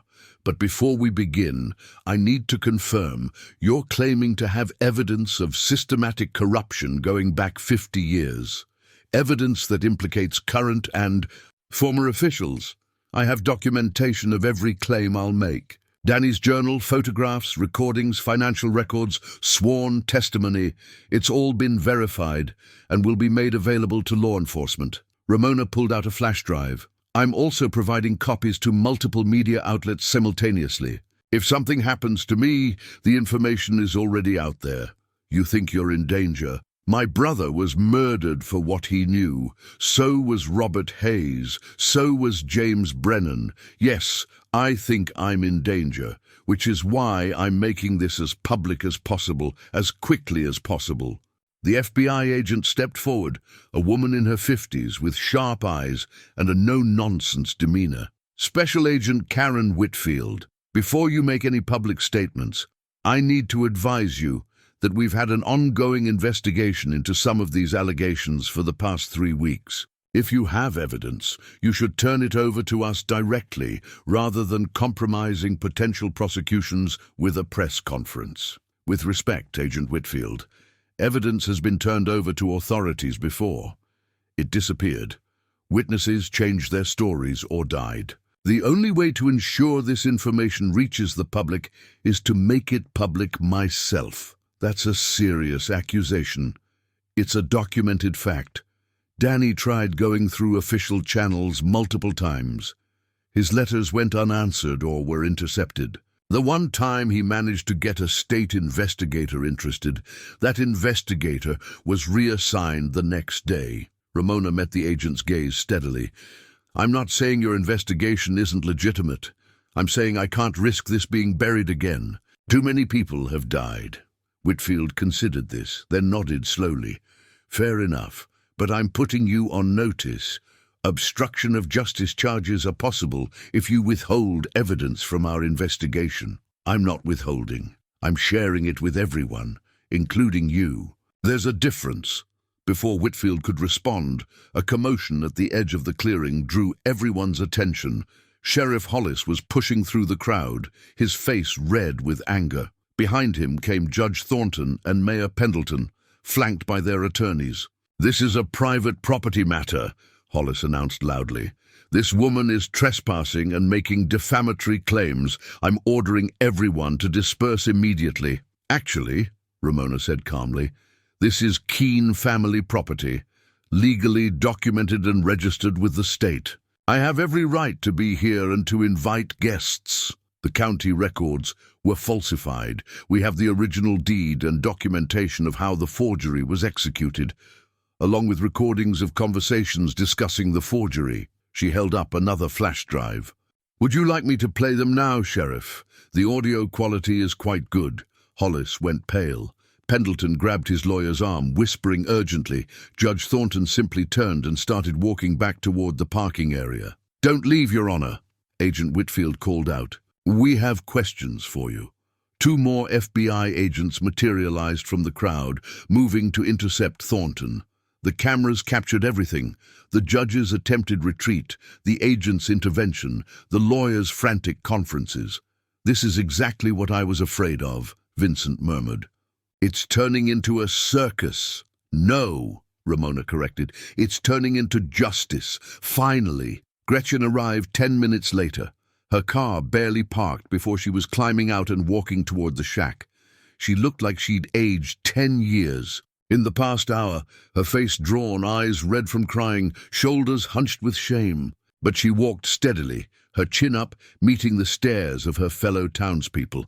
She climbed onto the porch beside Ramona. "I'm ready to tell them everything." "Are you sure?" "Once you start, there's no taking it back." I stopped being sure about anything the day I signed that false death certificate.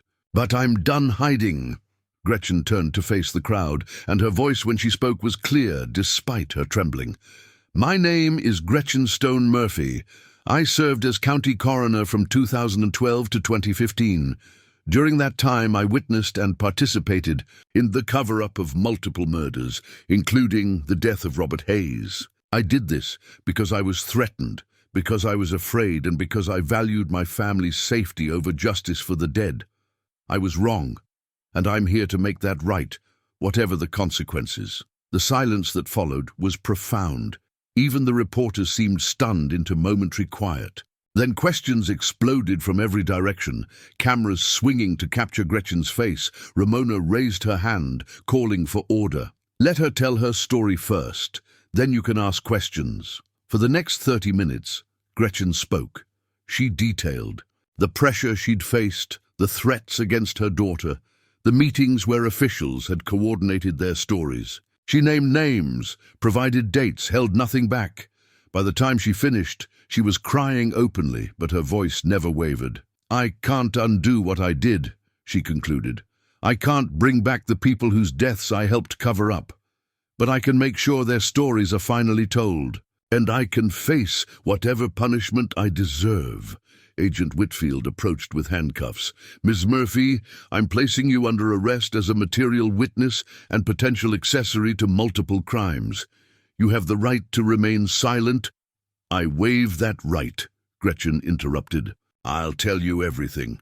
No lawyer, no deals, just the truth." As Whitfield led her toward a waiting vehicle, several people in the crowd began to weep. One elderly woman stepped forward, reaching out to touch Gretchen's hand. "My son," the woman said softly. "You signed his death certificate, listed it as suicide, but I always knew—" "I'm sorry," Gretchen whispered. "I'm so sorry." The woman nodded, tears streaming down her face. "Thank you for finally being brave enough to say it." Once Gretchen was secured in the FBI vehicle, Ramona began her own testimony. She displayed Danny's journal on a table, open to key entries. She showed the photographs, played segments of the audio recordings, walked the crowd through 50 years of systematic corruption. Vincent stood beside her, adding his own testimony about his father's death, about the evidence they'd uncovered together. His voice was steady, strengthened by the knowledge that he was finally honoring his father's memory. The evidence was overwhelming. Financial records showed millions of dollars moving through shell companies controlled by town officials. Property transfers revealed a pattern of forced sales and forged documents. The carved initials in the shack walls provided a physical timeline of conspiracy membership. But it was Danny's journal that hit hardest. Ramona read selected entries aloud, her brother's words bringing him back to life for those moments. His dedication, his fear, his determination to protect the truth, it all came through in his careful handwriting. June 15th, 2020, she read. Saw Mona's name in the paper today. She's running a major construction project in Denver, managing a crew of 40. I'm so proud of her. She got out, made a life far away from this darkness. That's what matters. I stay here so she doesn't have to. Someone has to remember. Someone has to keep the evidence safe. I'm glad it's me and not her. Her voice broke on the last words. Vincent's hand found her shoulder, steadying her. September 3rd, 2024, she continued. They're getting nervous. Pendleton cornered me at the hardware store yesterday, tried to offer me money to move on. When I refused, he got threatening. Mentioned Mona by name, said it would be a shame if something happened to her. I told him she's far away and safe. But I'm writing this down just in case. If I end up dead, it wasn't an accident. It was murder. And they did it to keep the truth buried. The crowd was silent now, rapt with attention. Even the hardened reporters looked moved. October 10th, 2024. Ramona's voice was barely above a whisper. I think I'm running out of time. They're closing in, but I've prepared everything. The shack has all the evidence hidden in places only Mona will find. I've written her a letter with coordinates and instructions. If they kill me, she'll come home. And when she does, she'll finish what I started. My sister is the strongest person I know. She'll do what I couldn't. She'll make them pay. She'll make sure none of this was for nothing. Ramona closed the journal. 3 days later, my brother was found dead at the bottom of his roof. The official report said he fell while repairing. Shingles, but Danny was terrified of heights. He never would have been up there. He was murdered, just like Robert Hayes, just like James Brennan, just like how many others we'll probably never know about. She looked out at the crowd, making eye contact with as many people as she could. I came back to Elk Hollow to honor my brother's memory, to rebuild our childhood sanctuary. But what I found was so much more. A town built on lies, on stolen land, on silenced voices. This shack represents all of that, but it also represents something else. The truth will stand. It might take decades, it might cost lives, but eventually the truth will stand. She gestured to the structure behind her. This isn't just a memorial anymore, it's a promise that we will remember, that we will speak up, that we will not let fear silence us anymore.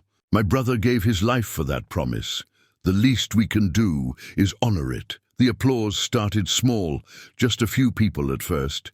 Then it grew, spreading through the crowd until nearly everyone was clapping. Some were crying.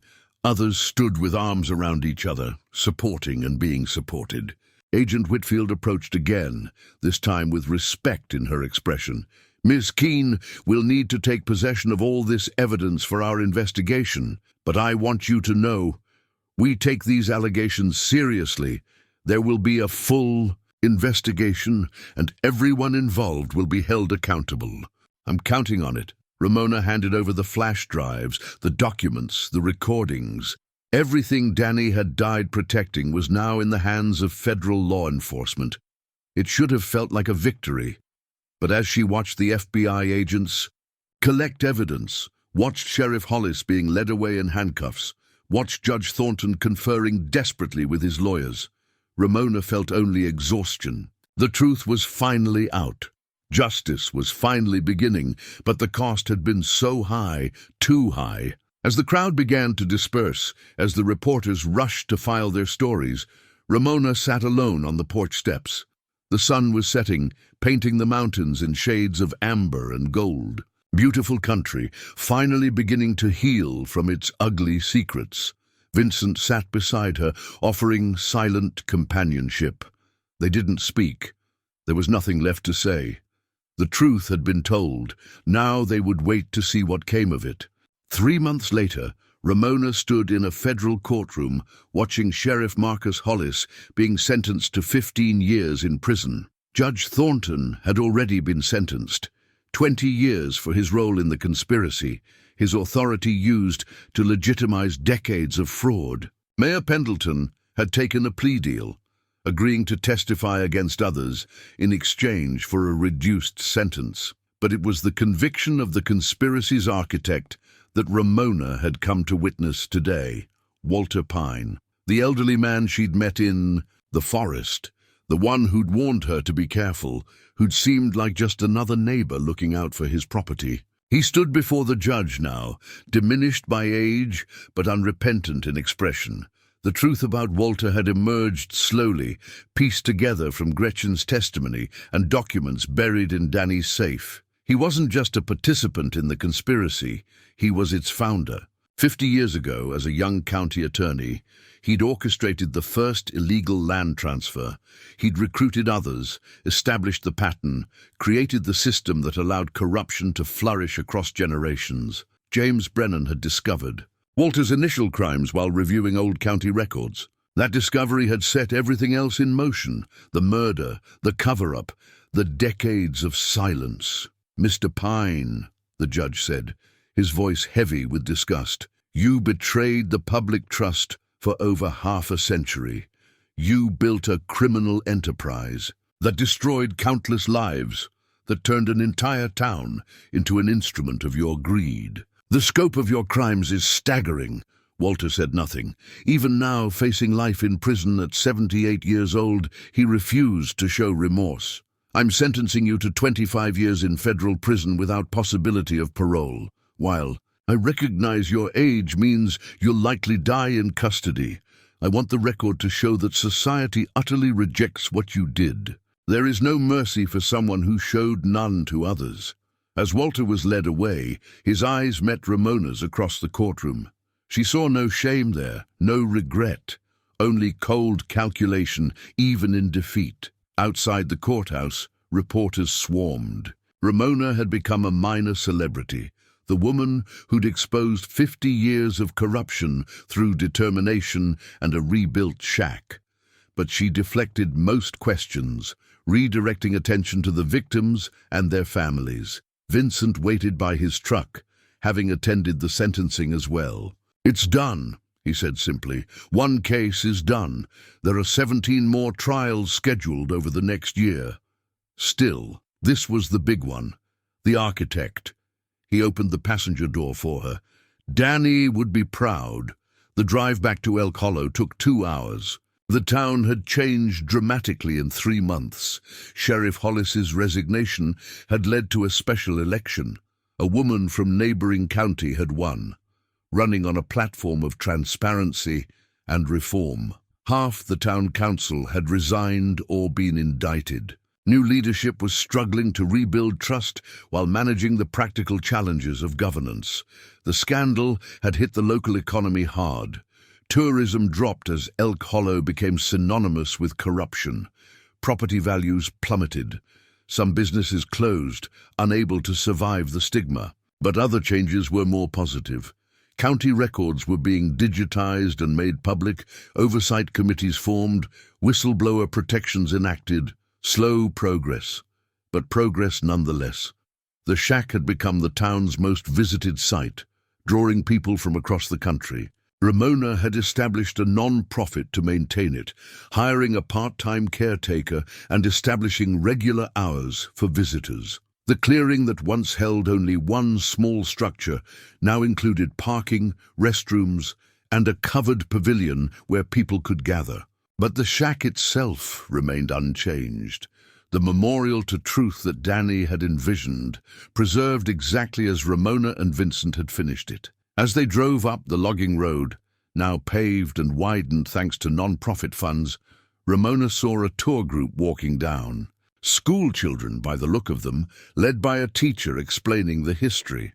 Education about the corruption had become part of the local curriculum, ensuring future generations understood what had happened and why it must never happen again. The shack stood solid and true in the afternoon light, Ramona climbed out of the truck and walked to the porch, her hand trailing along the memorial wall. So many names, so many lives disrupted or destroyed, but also so many survivors who'd finally received acknowledgement, justice, a voice. Inside, the guest book had filled multiple volumes now. Ramona opened the latest one, reading recent entries. Some were from family members of victims, expressing gratitude. Others were from people who'd lived through similar corruption in their own communities, finding solace in knowing they weren't alone. And some were simply from visitors moved by the story, promising to be more vigilant in their own lives and communities. She added her own entry, something she did monthly, month 12. The trials continue. Justice is slow but steady. The shack stands as testimony to what one determined person can accomplish. Danny, you started this. I'm just grateful I got to finish it. Rest well, brother. Your truth prevailed. She closed the book and stood, looking around the space that had consumed her life for the past year. It was time to think about what came next. The non-profit needed permanent leadership. The archive needed proper curation, and she needed to figure out who Ramona Keane was now that Danny's mission was complete. But those were questions for another day. Today she would simply sit on the porch and watch the sun set over Elk Hollow, grateful that the long fight was finally over, grateful that truth had won. The memorial dedication ceremony took place on a clear October morning, exactly 1 year after Ramona had first returned to Elk Hollow. Over 500 people gathered in the clearing, survivors, family members, officials, and citizens from across the state who'd been moved by the story of the Truth Shack. Ramona stood before the crowd, nervous despite months of public speaking. Vincent stood beside her as he had throughout this journey. Gretchen was there too, released on supervised parole after serving 6 months and providing extensive testimony. Her daughter stood with her, their relationship still healing but intact. "A year ago," Ramona began, her voice steady, "I came back to a place I'd spent 30 years trying to forget. I came because my brother had died and left me a mystery to solve. What I found was bigger than I'd imagined. Not just one death, but decades of corruption that had poisoned this entire community." She gestured to the shack behind her. Danny spent 30 years maintaining this place, documenting truth, waiting for the right moment to expose what he knew. He didn't live to see that moment. But his preparation, his dedication, his courage, that's what made everything else possible. The crowd was silent, attentive. Among them were people whose lives had been destroyed by the conspiracy, now finally receiving acknowledgement and restitution. The Morrison family, whose land had been stolen 40 years ago, had received a settlement from the county. The widow of James Brennan, now in her 80s, had finally learned the truth about her husband's death. "This shack represents more than memory," Ramona continued. "It represents what happens when ordinary people refuse to accept injustice, when they choose courage over comfort, truth over silence." Danny made that choice. So did Robert Hayes. So did James Brennan before them. She paused, looking at Gretchen. And eventually, even those who'd been compromised found the courage to speak. That's the real lesson here. It's never too late to do the right thing. Never too late to tell the truth. Gretchen wiped tears from her eyes, her daughter's arm around her shoulders. "Today we're dedicating this memorial as a permanent historic site. It will be maintained by the Truth and Reconciliation Foundation, protected by historic preservation laws, and kept open to the public in perpetuity. But more than that, we're dedicating ourselves to making sure this never happens again. Not here, not anywhere." Vincent stepped forward, his voice rough with emotion. "My father used to say that truth is like water. You can dam it up, divert it, even pollute it. But eventually, it finds a way through." That's what happened here. The truth found its way through decades of lies, through murder and intimidation and fear. And now it stands for everyone to see. He unveiled a new bronze plaque, larger than the original, mounted prominently beside the door, the Truth Shack, dedicated to all who suffer in silence, in memory of all who died speaking up, in honor of all who find courage to do right. Some truths cannot be buried. Established 2024. The applause was long and heartfelt. People lined up to add their names to a new testimony book, to place flowers at the memorial wall, to simply stand in a space that represented justice finally achieved. But it was the private moment afterward that meant the most to Ramona. An elderly woman approached, her hand trembling as she touched Danny's name carved into the memorial wall. "I knew your brother," she said softly. "Not well, but I'd see him around town. Always polite, always kind. I remember thinking he seemed lonely, like he was carrying something heavy. Now I understand what that weight was." She turned to Ramona, her eyes bright with tears. "Thank you for finishing what he started. Thank you for making his sacrifice matter. He's the one who deserves thanks. I just did what needed doing. You did what most people wouldn't have the courage to do. You came back. You fought. You won." The woman squeezed her hand. "That takes a special kind of strength." As the ceremony ended and people began departing, Ramona walked through the shack one final time. The afternoon light streamed through the windows, illuminating the photographs and documents on the walls. Each beam told a story. Each carved initial represented a life touched by this place. She ran her hand along the spot where she and Danny had carved their initials as children. RK plus DK. Forever. The marks were still there, worn but visible, protected now along with everything else. "We did it," she whispered to her brother's memory. "It's finished. You can rest now." A breeze moved through the clearing, stirring the wildflowers she'd planted around the foundation. For just a moment, Ramona could have sworn she felt Danny's presence, not as a ghost, but as a sense of peace, of completion, of work well done. Vincent appeared in the doorway. "Ready to go?" "Almost." She took one last look around, memorizing this moment. The shack stood solid and true, a permanent testimony to courage and persistence. Tomorrow, she'd begin thinking about what came next. Whether to stay in Elk Hollow or return to her life elsewhere. Whether to continue as director of the foundation or hand it off to others. But tonight, she would simply be grateful.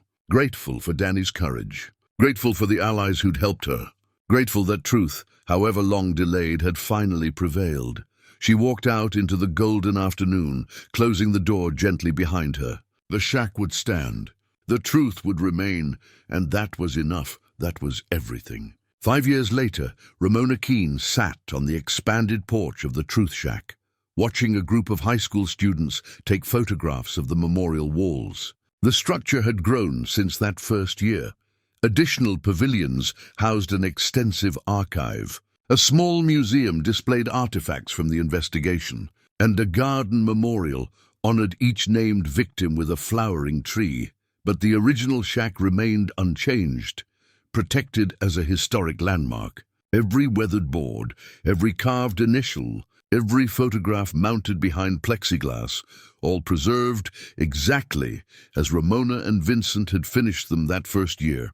The tourists came year-round now, thousands of them. What had started as a personal quest for justice had become something larger, a destination for people seeking to understand how corruption takes root and how communities can heal from it. Universities brought students to study the case. Other towns, facing similar scandals, sent representatives to learn from Elk Hollow's experience.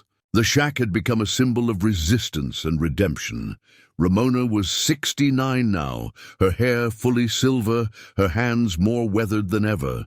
She'd chosen to stay in Elk Hollow, taking a small house on the edge of town. The construction work she'd done for 30 years had prepared her well for her current role as director of the Truth and Reconciliation Foundation. She still did much of the maintenance on the shack herself, finding peace in the simple work of repair and preservation. Vincent Hayes had become her co-director and closest friend. His hardware store had expanded, benefiting from the influx of visitors to the town. But more importantly, he'd found purpose in the foundation's work. Together, they'd established programs for other communities dealing with corruption, offering guidance and support. The model they'd created, truth, accountability, public reconciliation, had been replicated in a dozen states. Gretchen had served her time and rebuilt her life. She ran support groups for people struggling with guilt over past complicity, helping others find the courage she'd eventually found. Her relationship with her daughter had healed slowly but completely. They often volunteered together at the shack, greeting visitors and sharing Gretchen's story as a cautionary tale and an example of redemption. The town itself had transformed. New leadership had implemented sweeping reforms. Property records were public and regularly audited. Town meetings were recorded and posted online. Whistleblower protections were among the strongest in the state. Elk Hollow had gone from symbol of corruption to model of transparency, but change had come with costs. Some families never recovered from the scandal's economic impact. Others couldn't forgive neighbors who'd participated in or enabled the conspiracy. The town bore scars that time would never fully erase. Still, there was hope now. Real hope, built on truth rather than lies. The high school students finished their tour and approached Ramona with questions. She answered patiently, as she did with every group. How did she find the courage to come back? What kept her going when facing threats? What advice would she give others fighting corruption? The courage wasn't mine, she told them, as she always did. It was my brother's. He did the hard part, the decades of documentation, the lonely vigilance, the sacrifice. I just finished what he started. And as for advice, she paused, choosing her words carefully. Speak up early. Don't wait until corruption becomes systematic. Challenge the small compromises before they become large crimes. And remember that silence protects the powerful while endangering the vulnerable. After the students left, Ramona walked through the memorial garden, reading the names on each tree. James Brennan's oak was flourishing, its branches spreading wide. Robert Hayes's maple blazed with autumn color. Danny's pine stood tall and strong, its needles whispering in the mountain wind. She stopped at Danny's tree and traced the plaque at its base. Daniel Keane, 1984-2024, Guardian of Truth, Brother, Hero. The foundation received a donation today, she told him, speaking aloud as she often did here. Enough to fund 3 more scholarships for students studying investigative journalism. Your story keeps inspiring people, Danny. Keeps making a difference. She pulled an envelope from her pocket, a letter that had arrived that morning from a woman in Oregon. Dear Miss Keane, it read. Your brother's courage gave me the strength to report corruption in my own town. I was afraid, but then I thought about the Truth Shack and what you built there, and I found my voice. Thank you for showing that one person can make a difference. Letters like this arrived regularly. Each one proved that Danny's sacrifice had rippled outward, touching lives far beyond Elk Hollow. The shack he'd maintained, the truth he'd protected, the courage he'd embodied, all of it continued to inspire people to stand against injustice. As evening approached, painting the mountains in shades of amber and rose, Vincent joined her in the garden. They sat together on a bench facing Danny's tree, comfortable in their familiar silence. You ever think about what he'd say? Vincent asked finally. If he could see all this? Ramona smiled. He'd probably tell me I went overboard. That all he wanted was for the truth to come out, not for a whole foundation to be built around it. But he'd be proud. I think so. I hope so. She looked at the shack, solid against the darkening sky. We turned his refuge into something bigger, something permanent. That feels right. It is right. Vincent stood, offering his hand to help her up. Come on. Gretchen's holding dinner for us at the diner. As they walked toward the parking area, Ramona glanced back one last time. The shack stood illuminated by pathway lights, welcoming and steadfast. Inside its walls were truth and memory, pain and healing, endings and new beginnings. Sometimes the hardest journey we take is the one back to where we started. But that journey had brought Ramona home, not just to Elk Hollow, but to herself, to the person she'd always been underneath the years of running, someone who stood firm, who built things that lasted, who finished what needed finishing. Danny had planted the seed. She'd helped it grow. And now it would stand forever, a living testimony to the power of truth and the courage to speak it. The shack would remain. The stories would be told, the names would be remembered, and in that remembering, in that refusal to let truth be buried, there was hope for healing. Not just for Elk Hollow, but for every community struggling with its own buried truths. Some journeys end where they begin. But in that return, in that completing of the circle, we find not just closure, but transformation. Ramona had returned to face her past. What she'd built from that confrontation was a future where truth could stand without fear, where courage could be honored, where one person's determination could change everything. The shack stood on the mountain, a beacon of truth in the gathering darkness, and it would stand there always, testimony to a brother's courage and a sister's love, to the power of truth and the necessity of speaking it, no matter the cost. No matter how long it takes, the truth will stand.